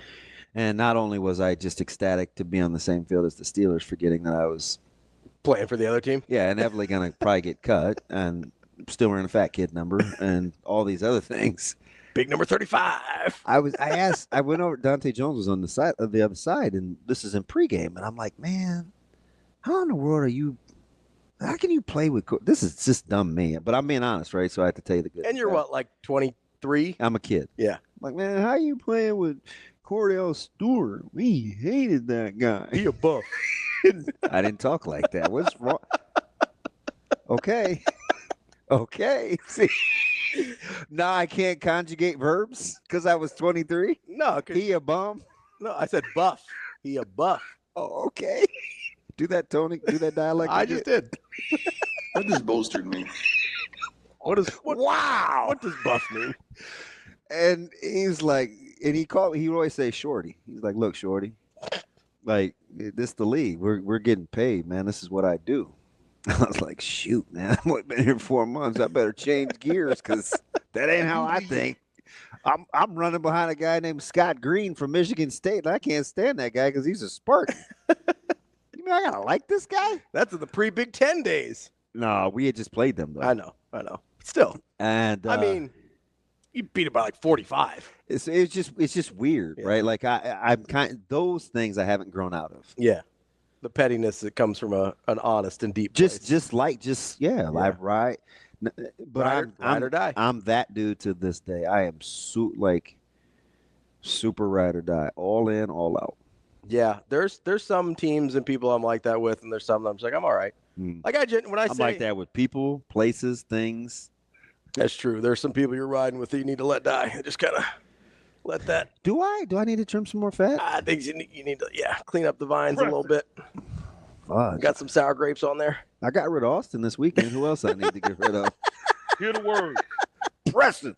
I don't know. We got any other turds with cheese on top you need to get rid of? I got a couple of my buddies are using that example. That's a pretty good one. I was proud of that one.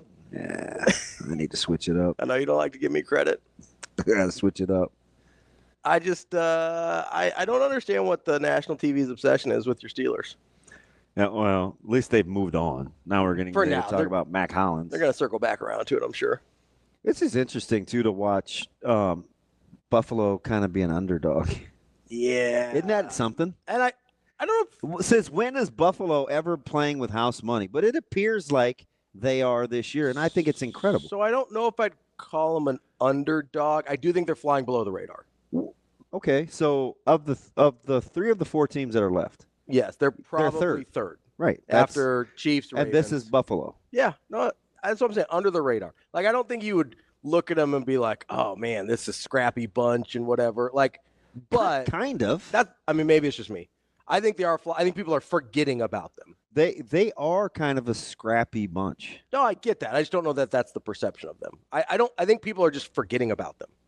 That's how I would describe it, is under the radar. Because you think Chiefs, you think Ravens, and then you kind of just forget. I spent 8 minutes trying to tell you why I think the Ravens are the best team in the AFC. Yeah. And I spent the other 3 minutes that I wasn't super dead set on it being the Ravens because the Chiefs have Patrick Mahomes. It's a lot of at no point was I like, oh man, what about the Buffalo? Bills? Yeah, you know what I mean? Yeah. I'm certainly not alone with that. So there's 2 things there. One, I don't like Josh Allen as much as I like either Mahomes or at least regular season Lamar. Are you being serious? What? You like as a quarterback? You can't share Lamar, the appreciation for Lamar and Josh Allen in the same vein? I can appreciate him, but if I'm choosing one, Josh Allen is third in that group. Oh, that is a good one. If I'm choosing a quarterback, Josh Do Allen I is third. appreciate carrying a team more if I'm Lamar or Josh Allen? Really? Because Mahomes is no question, right? We're not arguing about Mahomes. I'm talking about the role that they play in literally putting teams on their back. I think most people would take Lamar over Josh Allen. Huh. I don't know about playoffs. Again, playoff Lamar is a whole different person. So I don't know what to do with that. But if I'm just taking, hey, quarterback play, Do you know? So I'm probably taking Lamar over at Josh first Allen. blush, this is anecdotally. Mhm. I think of the 227 points that the Chiefs and Bills scored in the final 4 seconds Yep. a couple of a playoff game Yep. versus how I've watched Lamar play in the postseason. Now you're like, well, duh, DB, I just said it's the postseason Lamar. But even regular season Josh Allen with like 700 rushing yards Mhm. and still not like, I don't know, man. In those conditions, I don't know if I appreciate Allen less. I think I appreciate him more than L-Jack. And I'm a guy that typically defends Lamar. Yeah. In the regular season, I think I'm taking Lamar. In the postseason, I'll probably go Allen. But in terms of just ability and who they are as a quarterback, I think I'd take Lamar. Like if I'm not doing anything situationally, I think I got to go Lamar there. But how do we feel about the coaches? Because that's where I was going with this. The reason we love Kansas City. Team Harbaugh Right. all the way. Because the reason we love Kansas City is best quarterback, best coach. Although we do slander McDermott quite a bit. He's better than we talk about him. He doesn't even come up in the pantheon of coaching prowess. No, he doesn't. With anybody. No. I mean, yeah, I don't think that he gets. When's the last time you remember seeing a media piece on McDermott? Well, that's fair. I'm just saying. I think there was not a positive one. There were some last year when they were floundering a little bit in the middle of the season. Floundering, that's such a good word. That you kind of heard some like, oh, is McDermott in a little bit of trouble? That was one where but that's the last time you've really heard about him for negative reasons. But if you're going quarterback coach combos, Chiefs win. Then second, because Harbaugh greater than McDermott. Mm-hmm. And if you're taking basically Lamar and Josh Allen as a tie. And he survived kind of the Roman, his OC piece. Yeah. So you've got basically the tiebreaker is John Harbaugh. So you've got 1, Chiefs, Reed Mahomes, 2, Harbaugh Jackson, 3, McDermott Allen. Like if you're going head coach, quarterback, because that's generally what wins you Super Bowls. In just the AFC? Yeah. Not to be overly simplistic. But if you've got the best coach and the best quarterback, your chances are pretty good. And I think that's why the Bills are flying under the radar because they're. I still think. So, I like the analogy kind of. I still think we skip over McDermott. I think we talk about because the other two get linked to their coaches and their scheme. Josh Allen is almost always a standalone. It's because we feel like he improvises more. Which is funny because Lamar Jackson is. Are you vibing with that? Yeah, 100%. We talk about Josh Allen, of the three aforementioned, way more as a singular entity than we do L-Jack, and even for Mahomes' GOAT status. I was going to say Mahomes is closer because of how we revere Mahomes, but Andy Reid definitely gets his due. Yeah. Probably not in conjunction as much as some of the guys do, but Andy Reid gets his due for sure. Way more than McDermott. Sean Mack. But I also, I don't know, like, because most people. And maybe it's because McDermott is supposed to be a defensive guy. Would you take, so here's a good example. It's another defensive guy. Do you think most people, not you personally, do you think the general public would take the perception of DeMeco Ryans over Sean McDermott? Oh, that's a good one. Right off the cuff, I would say yes. That they think DeMeco Ryans is a better coach than Sean McDermott. I think you're right. And I would say yes. And I don't know that that's right. No, and I would also agree. I think McDermott's probably a better coach. He definitely has a better resume. But I think the perception of what DeMeco Ryans has done. I think you're right. So that's a weird one to think about. And to your point that McDermott is probably underrated. Yeah. And undervalued. I think you're right. Look at that. Came up with a good analogy that you liked. Yeah, that sucks. Coming up, we're going to talk to Will Backus I about have to recover. National College Football and College Football Playoff Championship game, which is set. That's DB. I'm Ravi. We'll be back with more Hurrdat Sports Radio. Kicking off hour number 3 here on Hurrdat Sports Radio, AM 590, ESPN Omaha, ESPN Tri-Cities, KFOR and Lincoln, presented by Centris Federal Credit Union. That's DB. I'm Ravi Lulla. We are joined now by Will Backus, who covers college football for CBS Sports. Will, how are you this morning? I'm doing wonderful. Always a pleasure to speak with you, gentlemen. Appreciate it, Will. Thanks for your time. We were having this was on air, off air, and the first hour. We were going back and forth over how we really felt the contrast of the flow of the Ohio State-Texas game went. I get it, the 28-14 and whatever the final was, watched every snap, but I still was never sure how much better Ohio State was than Texas. Is that a fair or a foul thing that I'm still trying to rationalize how that game played out in my head? I mean, I think it's fair. It's one of those games where you look at the final score and, if you didn't watch the game, you're just kind of like, oh, well, Ohio State, must have cruised. But, I mean, Texas had a chance to win that game or tie the game up, with less than a minute there in the fourth quarter. So it was an extremely close game. And I think it was close because Texas is really the only team that can match up in terms of talent with Ohio State. Like, I think during the first 2 college football playoff games, when Ohio State played Tennessee and then Ohio State played Oregon, we saw Ohio State's talent just absolutely overwhelm early in the game, and then Ohio State sat on a big lead. But they didn't do that against Texas because I think Texas is a pretty comparable team in terms of talent. So, I think with Ohio State, it's just a case of the most talented team in college football is finally playing like the most talented team in college football. But Texas just kind of had the personnel to match up and make it a little bit close to where Ohio State actually had to sweat it out a little bit there at the end. We were experiencing a little bit of revisionist history about Ewers coming out and, leaving early to go to enroll at Ohio State, then leaving and going to Texas. And in the off season, it was best case for Sark. Well, I know you remember this. It was, well, hopefully Ewers, he plays super well. He declares for the draft, or, comes out, and then Manning gets to take control. Does that resonate with you after you've watched kind of this season play out where Ewers, that once upon a time that was the thought process about Quinn as a quarterback?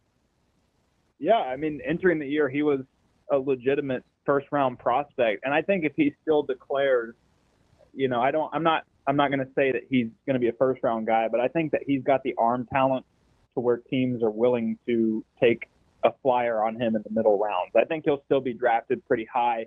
He's got a lot of talent. There's just some questions with his pocket awareness, kind of his feel for the game. And that kind of showed up in the Ohio State game. There were a couple times where he would step up into pressure instead of, evading. And he's also a little bit inaccurate downfield, but I think he's got the arm talent and the ability to where NFL teams are willing to take a chance on him.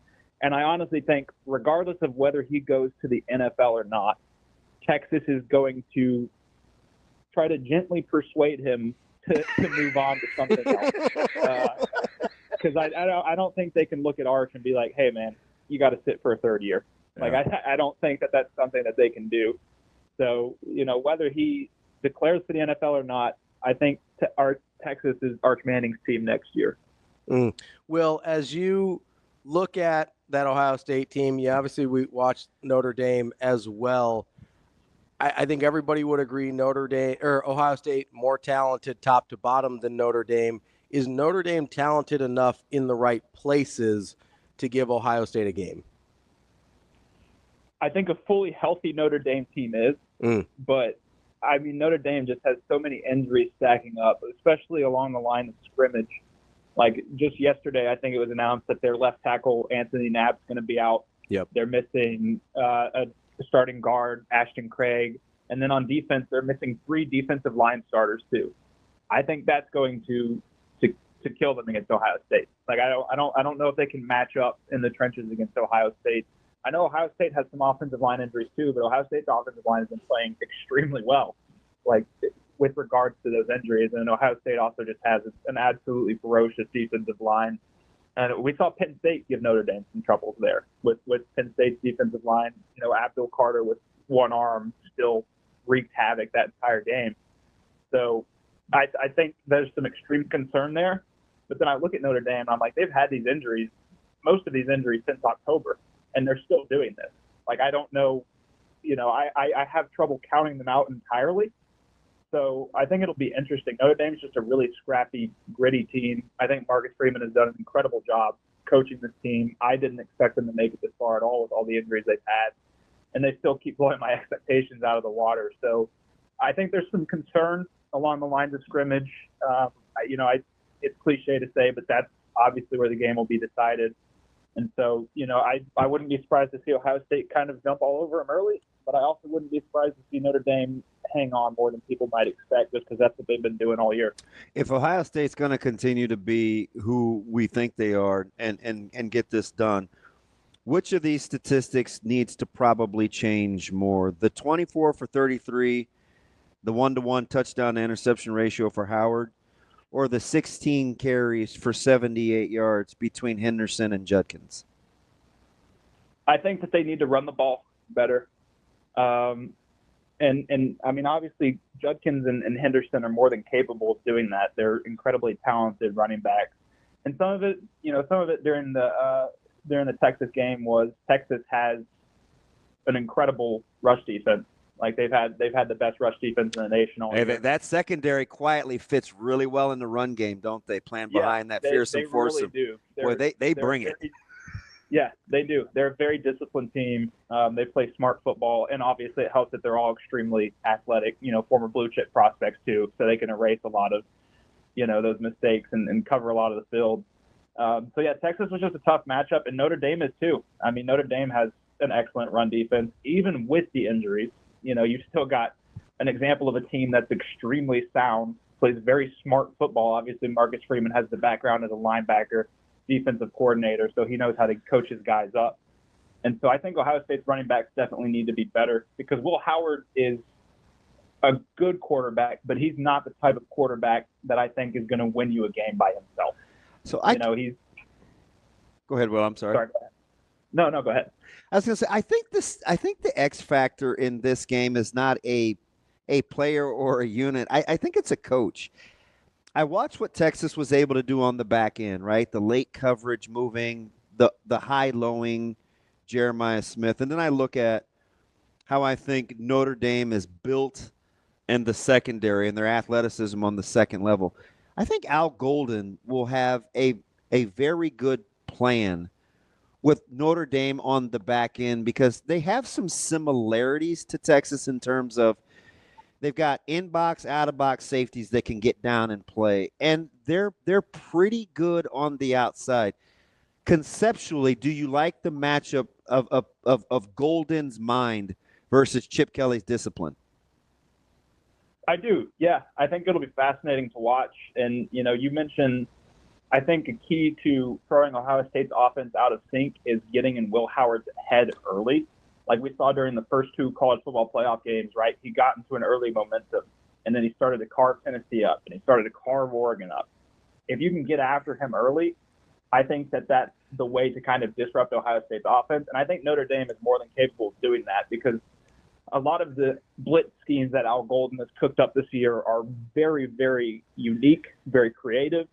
I saw in the second half against Penn State when Drew Aller threw that last interception, Al Golden said that the play that they called there was a blitz scheme that they hadn't run all year, and that they had just whipped out for that moment in that game. And so the fact that they can execute something like that at such a high level at such a crucial moment in the game is pretty awesome. And so I think that Notre Dame's defense is definitely capable, if they execute well, of throwing Will Howard off of that groove early and disrupting the offense.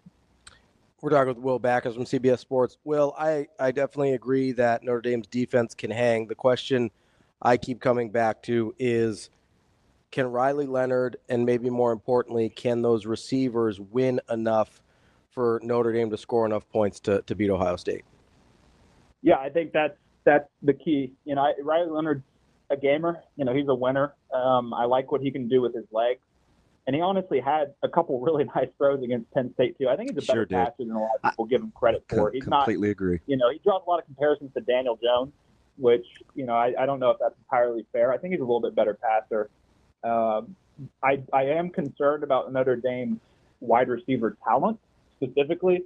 Jaden Greathouse had a great game against Penn State, but a lot of his yardage was on a route where his direct corner fell down.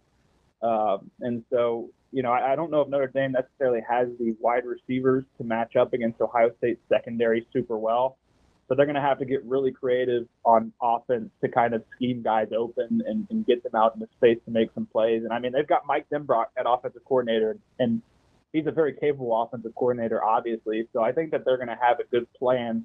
It's just going to come down to their ability to execute, because I don't think they're going to win many one-on-one. So they're going to have to get pretty creative with how they get their wide receivers operating out there. That's a fantastic point, but inside of kind of the obvious, too, because I was telling Ravi, I think the key for Ohio State defensively is how they use downs and styles on the third and second level to at least neutralize Leonard's ability to run with the football. And will that compromise them anywhere else? If they can't win one-on-ones versus corners, it doesn't matter how they use downs or styles if Notre Dame can't get open. Yeah, I mean, I think that Ohio State can feel pretty comfortable with putting its cornerbacks on islands and asking them to match up against these Notre Dame receivers. And then that obviously frees up guys like Sonny Styles or Cody Simon or Caleb Downs. Keep an eye on Riley Leonard and make sure that he can't escape the pocket or move and extend plays well.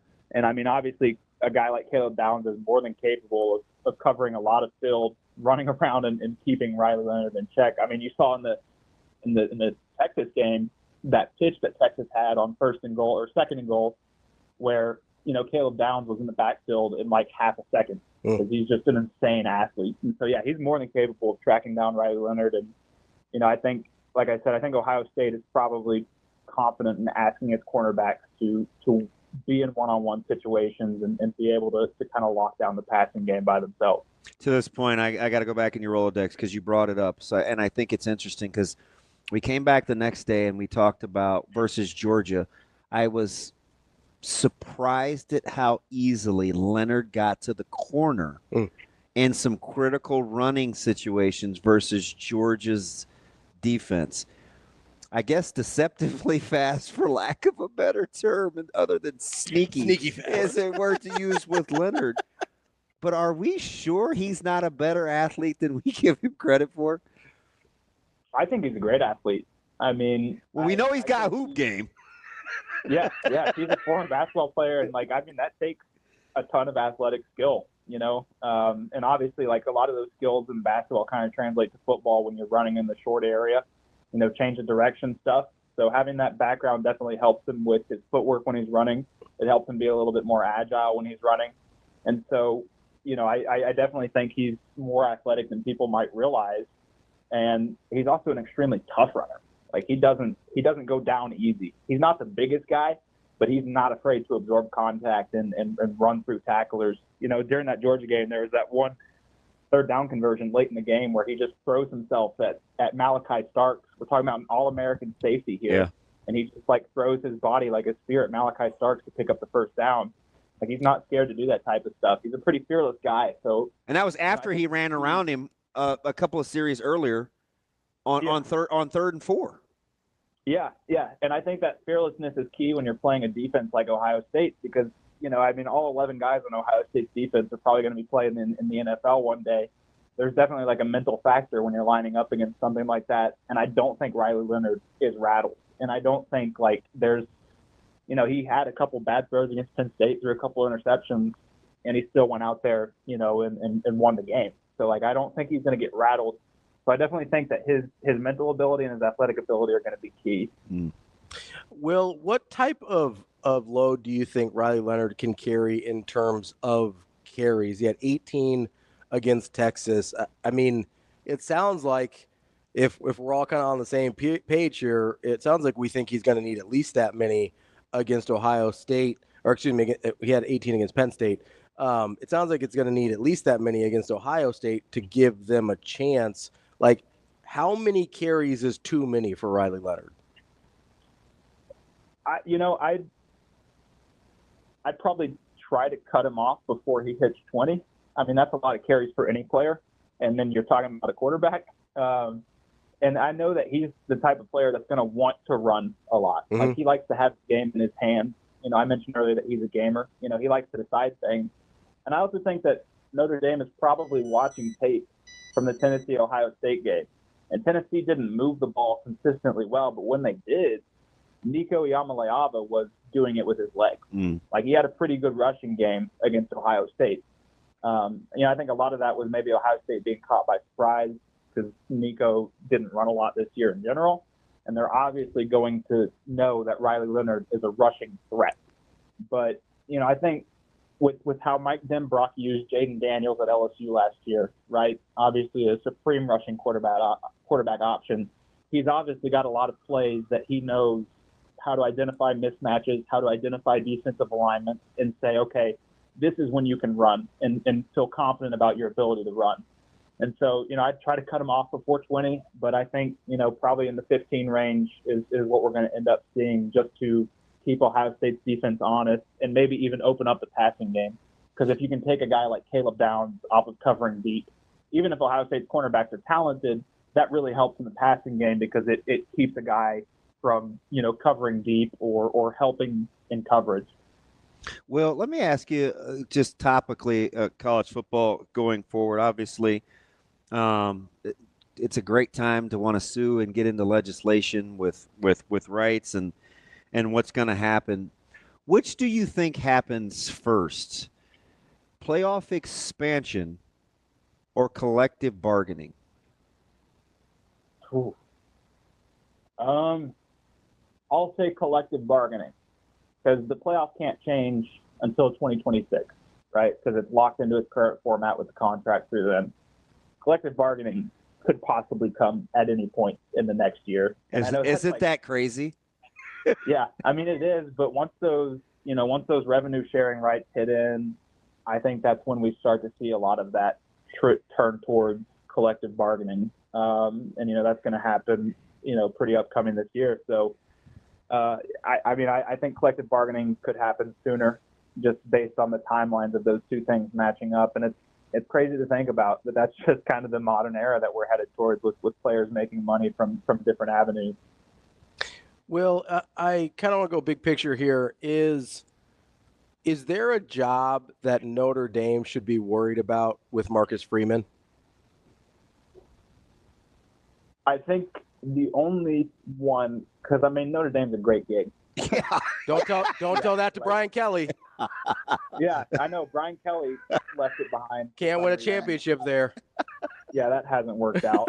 But I mean Notre Dame's an incredible gig. Like obviously like the independent aspect of it, you know, being able to have a real input in your schedule, and also like the revenue sharing. Like Notre Dame is getting 14. 20 now. Yeah. They already paid for their roster next year with the little playoff run. Yeah. They're good to go. Yeah. Notre Dame's getting its own slice of pie from the playoff, whereas teams like Ohio State have to share it with the rest of the Big Ten. So, I mean, Notre Dame's a great job. I think, honestly, the only job that Notre Dame would probably sweat out is if Ohio State came free, and that's just because Marcus Freeman's from Ohio. He played at Ohio State. I'm sure there would be a lot of attraction to that job from him, and Ohio State also has the money to pony up and say, hey, we want you to come here.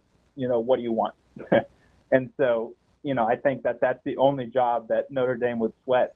Obviously, that was Ohio State's job opening up was a bigger concern a month ago. I feel like Ryan Day is probably safe now, regardless of what happens in the national championship. And so I think Notre Dame can feel pretty good about having Marcus Freeman. How worried are you about the NFL and Marcus Freeman if you're Notre Dame? I think for right now he's fine, but I would definitely think next year, you know, if he comes out and does something similar next year, I would get a little bit worried just because he's a super young guy. When the NFL has trended towards hiring younger guys from the college level recently, just because, you know, there's obviously untapped upside there. And so I think this year he's fine. But I think it would definitely be a big worry moving forward if he sustains that success. Well, let me go rapid fire here with you for 3 would you rathers. Going into next year, would you rather be Georgia or Alabama?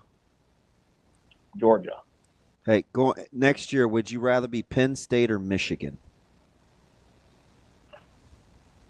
Ooh, that's tough.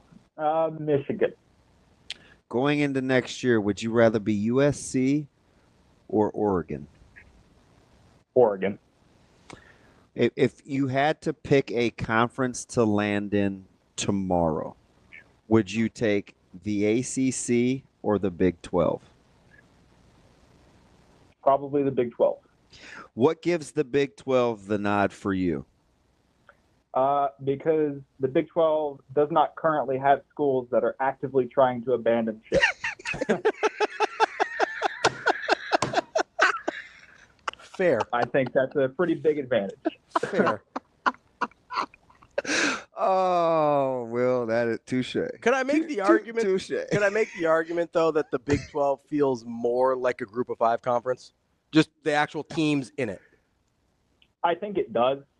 And, I think that that's partially because, a lot of the teams in the Big 12 were at what we would have called the Group of 5 level not too long ago. Like last year. That would probably be the only thing that even remotely gave you pause, right? Yeah.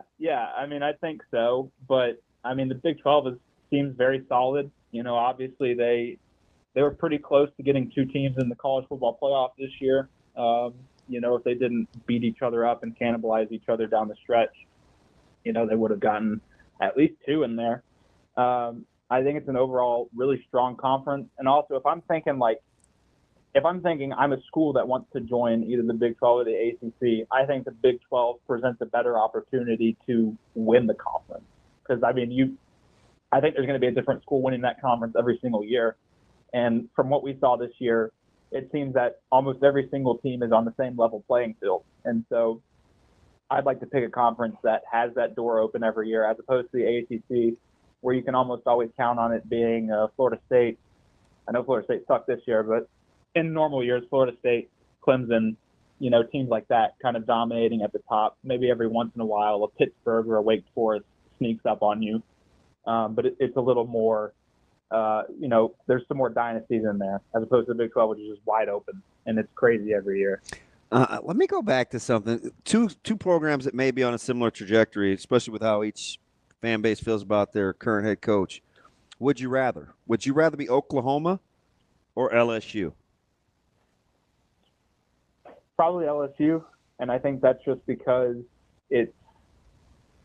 both of them traditionally recruit pretty well. But LSU obviously has the advantage of being located in Louisiana, which is a top 3 state in terms of talent. Like you could have an entire recruiting class of just Louisiana players, and you probably still have one of the most talented rosters in college football every single year. Plus the resources there. LSU has won a national championship more recently. Consistent outside of a couple blips. Consistent 9-win seasons almost every single year while playing in the SEC. I just think it's in a better situation than Oklahoma. Of course, once Oklahoma finds the right guy, they could take off like crazy because they've got great resources too. I just kind of prefer where LSU's situated. With also just the monetary backing, like the work that LSU has done in the transfer portal this year shows that even when it's kind of having a mid-year by its own standards, it's still an extremely attractive destination for talent to go. And so it's one of those programs that kind of sells itself. So I'd kind of rather be in that situation.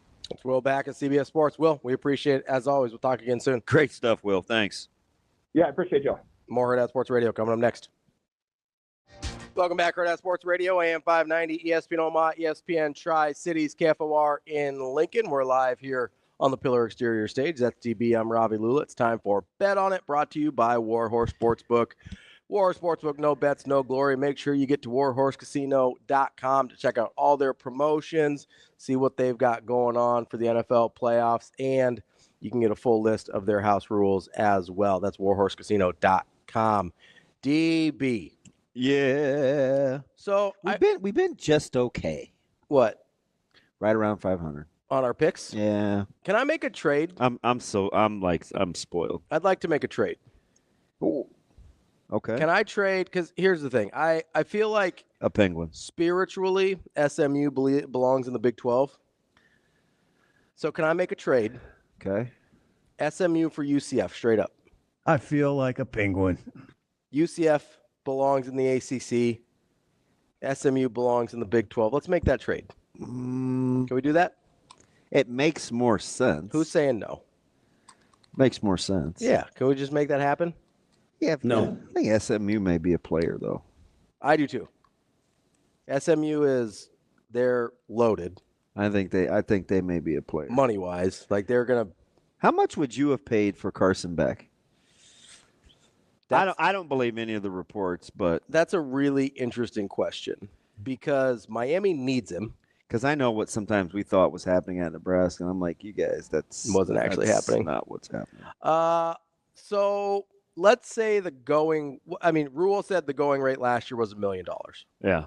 It's probably a little higher than So that. insert that probably a little bit for a tackle. Yeah. So inflation, got a little adjustable. I'd probably, if I'm Miami and I think I can win a national championship next year, because you're assuming that's what they're thinking, right? I'd probably go $2 million. $2 million for Carson Beck? Yeah. I maybe like Carson Beck more than most. Yeah. Although I like him too. Yeah, I don't think. But that's funny. Because most 'Cause things you don't get off of. I don't like Georgia that much, but I kind of like Carson Beck. I'm gonna go back to something Will said real quick. Yeah. Speaking of Georgia, wasn't that you I was talking to About Riley Leonard turning the corner against Georgia? yes, yeah, that was on the show. I was shocked. I was actually looking up his 40 in real time as you brought that up to Will, because I was like, how fast is he? Is he sneaky fast or is he just fast? Reportedly, it's a 4.52. He's just fast. So he's just fast. That is a fascinating matchup. But I agree with you because in the moment I go, how's he beating Georgia to the corner? He did it 4 or 5 times. Yeah, like pretty consistently. and a couple of times in critical situations. Yes. That's the difference between, so as I'm watching Baker Mayfield against Washington last night, right? Still can't believe they took the L. So I'm watching that and I go, okay, that's a guy. And I picked it. That's the speed difference between college and the NFL, right? Baker Mayfield in college gets to the corner on those plays, on those like short yard goal line plays that he's trying to sneak around there on that naked boot. Whereas Riley Leonard, I don't know if he's got the arm he'll play in the NFL or whatever, but he would have made the corner because he's actually just fast. Like Baker Mayfield's probably like a 4.7, 4.8, like sneaky fast for a quarterback. Like Riley Leonard's actually just fast. I'm gonna be curious because if that number's real, if 4.52 is real. It's intriguing because I immediately think about, well, what would I do? And when you want to stop QB run game because what was Notre Dame's pet play anytime they needed a play against Penn State? QB run. It was and it was kind of power. Yeah, it was like inside QB. Yeah, it's either power or counter. Mm-hmm. And I'm thinking, okay, if they want to run like true zone read and kind of get going back with their backs, because Notre Dame's running backs are fast. Mm-hmm. And Love gets 10 days to get healthy, so hopefully. And he said he felt pretty good. Yeah. Well, you look pretty good on the hurdle. Which is so weird. You hate hurdlers. You hate jumpers. Gosh. Again, it's because I was traumatized. Yep. If it wasn't. Hey, keep your feet on the ground. Yeah. Rob's ass was just making fun of me to no end for unnecessarily diving. I would be fine. How will Ohio State defend Notre Dame up the middle? Because what happens with Notre Dame? I've watched this all year. You all of a sudden look up, and 5 or 6 minutes are gone off the clock. Yeah. There's like a little bit of Iowa to it. Except for they're better. Some of these drives they put together that don't always generate points, but like salt the game, are totally underappreciated. Yeah. Especially against an explosive offense. And it only needs to happen a couple of ways. A QB run or two on third down. Mm-hmm. Third and 4 gets converted. Which is another 2 minutes off the clock. If you do it twice, you're at 4 right there. Yeah. Right there. 2 first downs. Yeah. And they'll do it for 5 or 6 minutes. Mm-hmm. Right there. So will Ohio State try to force the issue? on with defending Simon the QB run. Styles and Downs. So right up the middle. I'll say. So what does that look like? Bring pressure up the middle? No, so I don't know. There's a couple ways to do it. You can force who you want to be the ball carrier, right? If it's a true read, yeah. Yeah. If they're really reading it, you can dictate who gets it. Yeah. Yeah. Right. So just play Q, make them give it. Yeah. Take away the running back. Yeah. And so let him keep. Like or make him keep. You could, if it's a true read. And so sometimes we would do that. Like we just occasionally pinch or something just to see like, is he reading this? Yeah. Or is it predetermined? So, but with Downs, I still think one of their corners needs help. Yeah. I don't think he's that guy. No, I don't know. You don't think Downs can be the help? Or you don't think Downs still has to be the help? Yeah. He can't come down in the box and because take care of between the tandem, you want 2 in coverage between, if you have to pick between 2 and, I think he wears 6. I'm just giving you numbers like if I'm scouting. Yeah. I know you're thinking arm sleeve tattoo, but you can't always zoom in on that because the tandem and safety. So, I mean, I just go back to. So if you're Ohio State, you rather want 2 in coverage rather than 6. If I'm Ohio State, yeah, like if you're drawing up the defense. But I also think Downs gives you the better best chance to neutralize run game in the box to stop QB if you don't want to use Simon and Styles. So you're kind of at you. So you feel like you're going to compromise one way or the other? You're going to have to pick your poison because there's just no way Ohio State. Knowles isn't going to be like, all right, we're going to let QB run game go. So if you're more concerned about QB run game. But if you stop QB run game, you in essence can't play with a free safety. Yeah. So if you're more concerned about QB run game, you want Downs down in the box. Yeah. And if you're more concerned about getting beat over the top. I want him in coverage. Which against Notre Dame, I probably want him in the box then. Because if we're not sure Notre Dame can win on the outside, then that tells me you're more concerned about QB run game. So that would be interesting too, because if Will's right and Ohio State truly wants to put their corners on an island, then it's not going to matter. Yeah. And Riley's going to have to make throws. You're going to have to watch how much man-to-man you play, though. Yeah.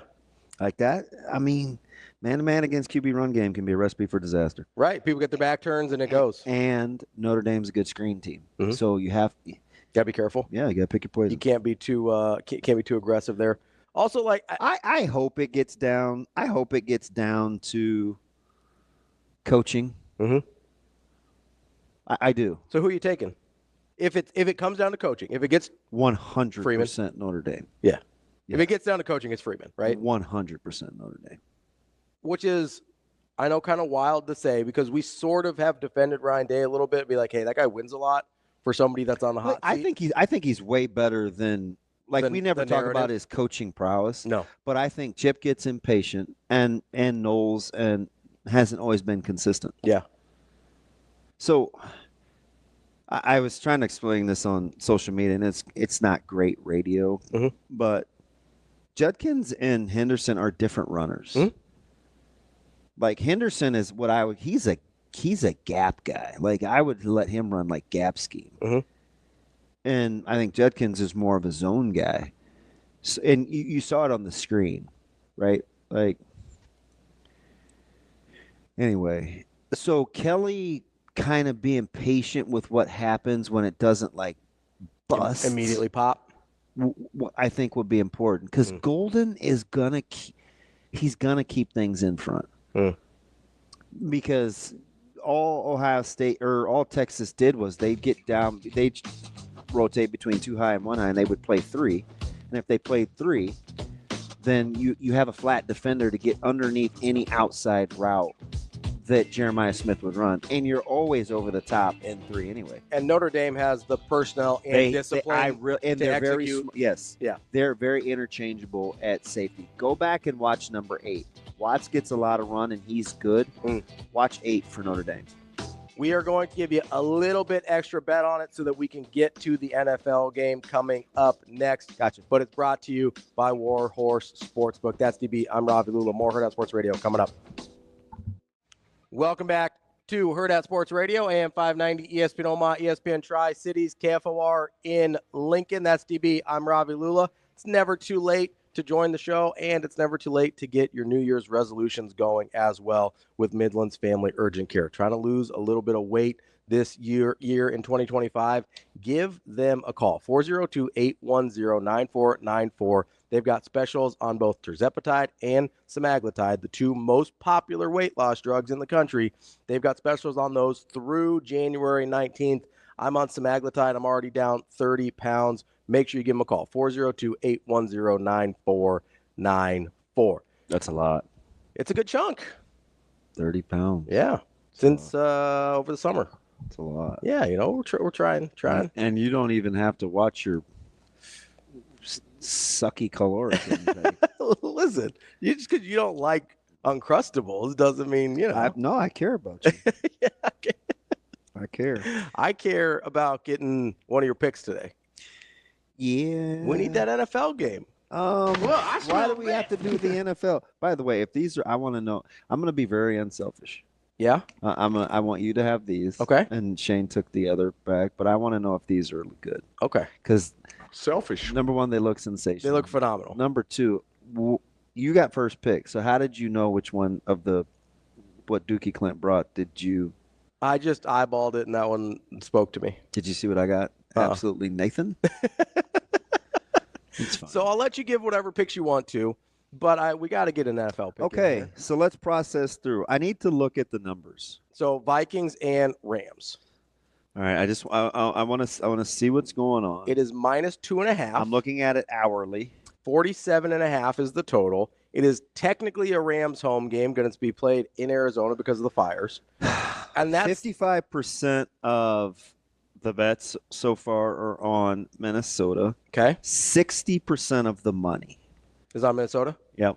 All right, so both the public and theoretically the sharps then are on Minnesota at this point. And it's the overall line supports that. Mm-hmm. Right, 2.5, 2. It was 3 yesterday at 8:36. 2.5 minus 115, 2.5 minus 108, 2.5 minus 105. Now it's 2.5 minus 108. Fudge. So they feel pretty good about that number. Yeah, that number. That's a solid number. Yeah, that number really hasn't moved much. I this doesn't have to be one of your locks. I'm just. If just looking at this. Yeah. Minus 142 on the I would. This screams Rams. Yeah. Yeah. That's I think it's Rams. It screams Rams. I think it's Rams. That I've thought it was Rams since the pairing came out, like since since it was clear that Minnesota was going to have to go on the road.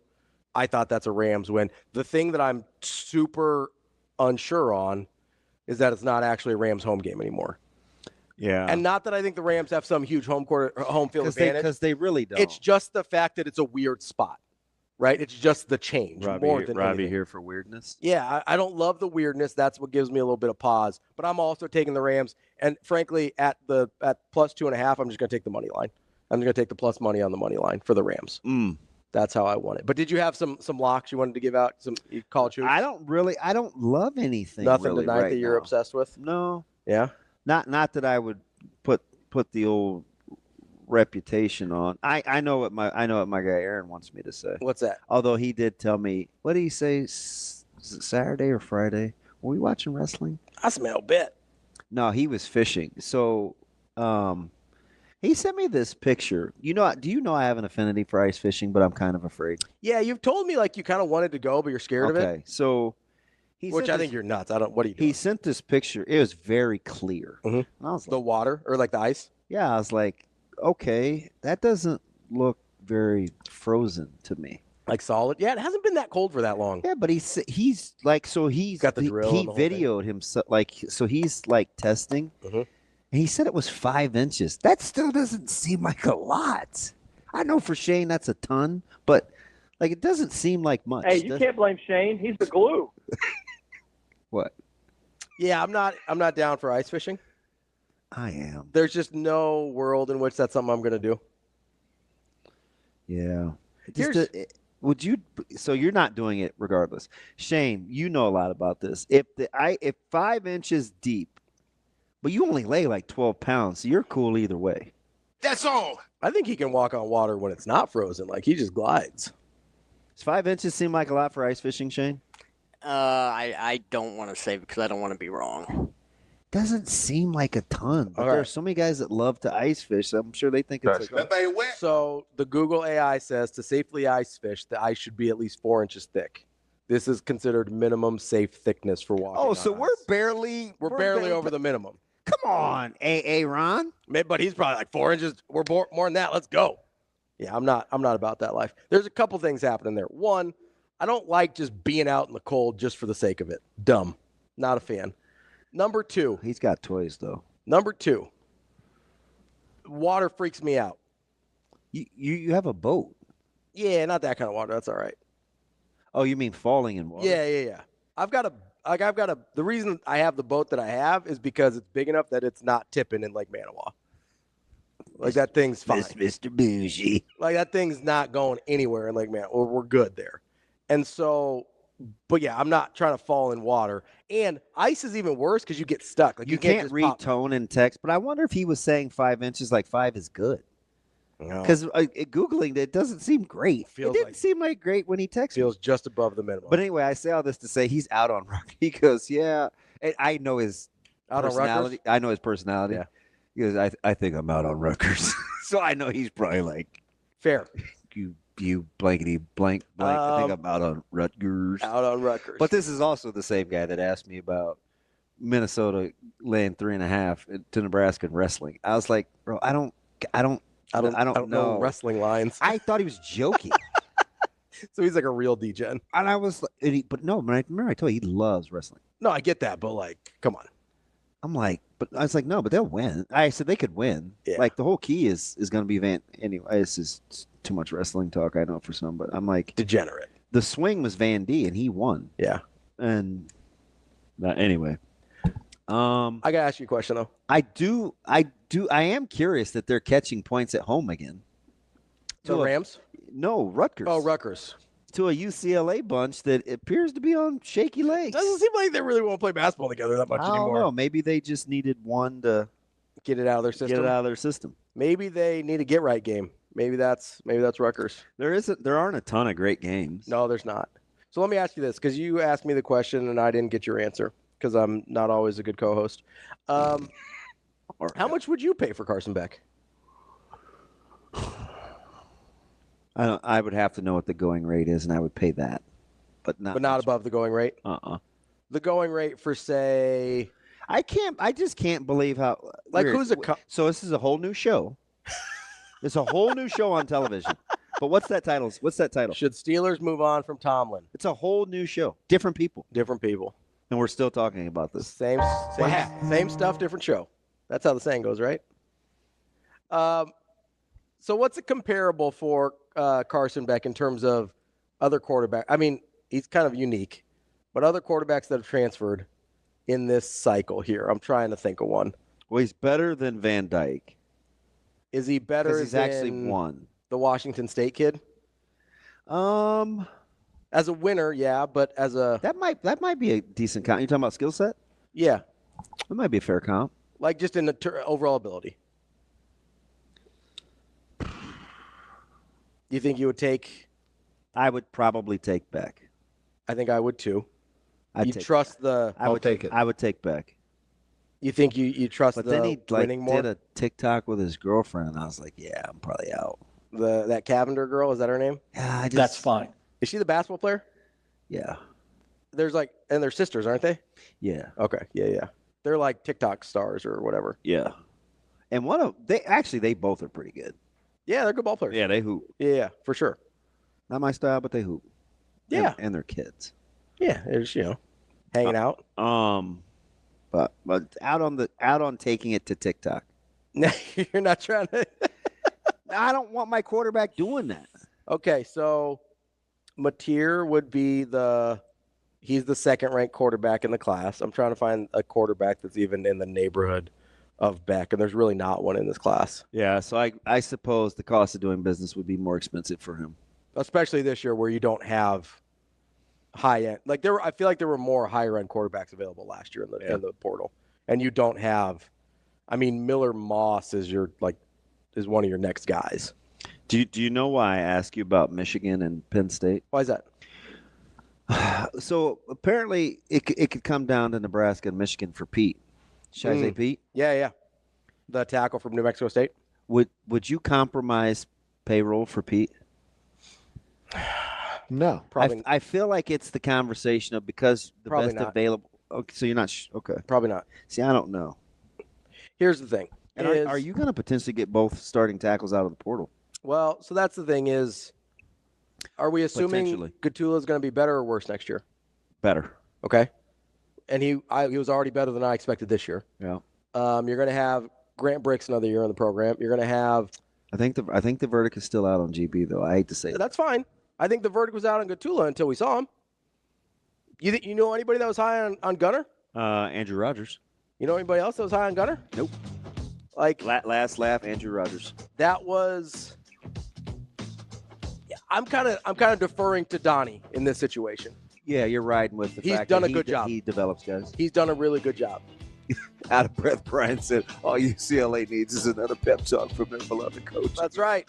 They might. So maybe they just need to get that stinker out of their system. Hey, I ain't got to do nothing. You were riding with that guy. I still am. Maybe this team just sucks. He's got to move on. Got to finish out the season, but maybe they're just bad. That's DB. I'm Ravi Lulla. We'll have more Hurrdat Sports Radio tomorrow.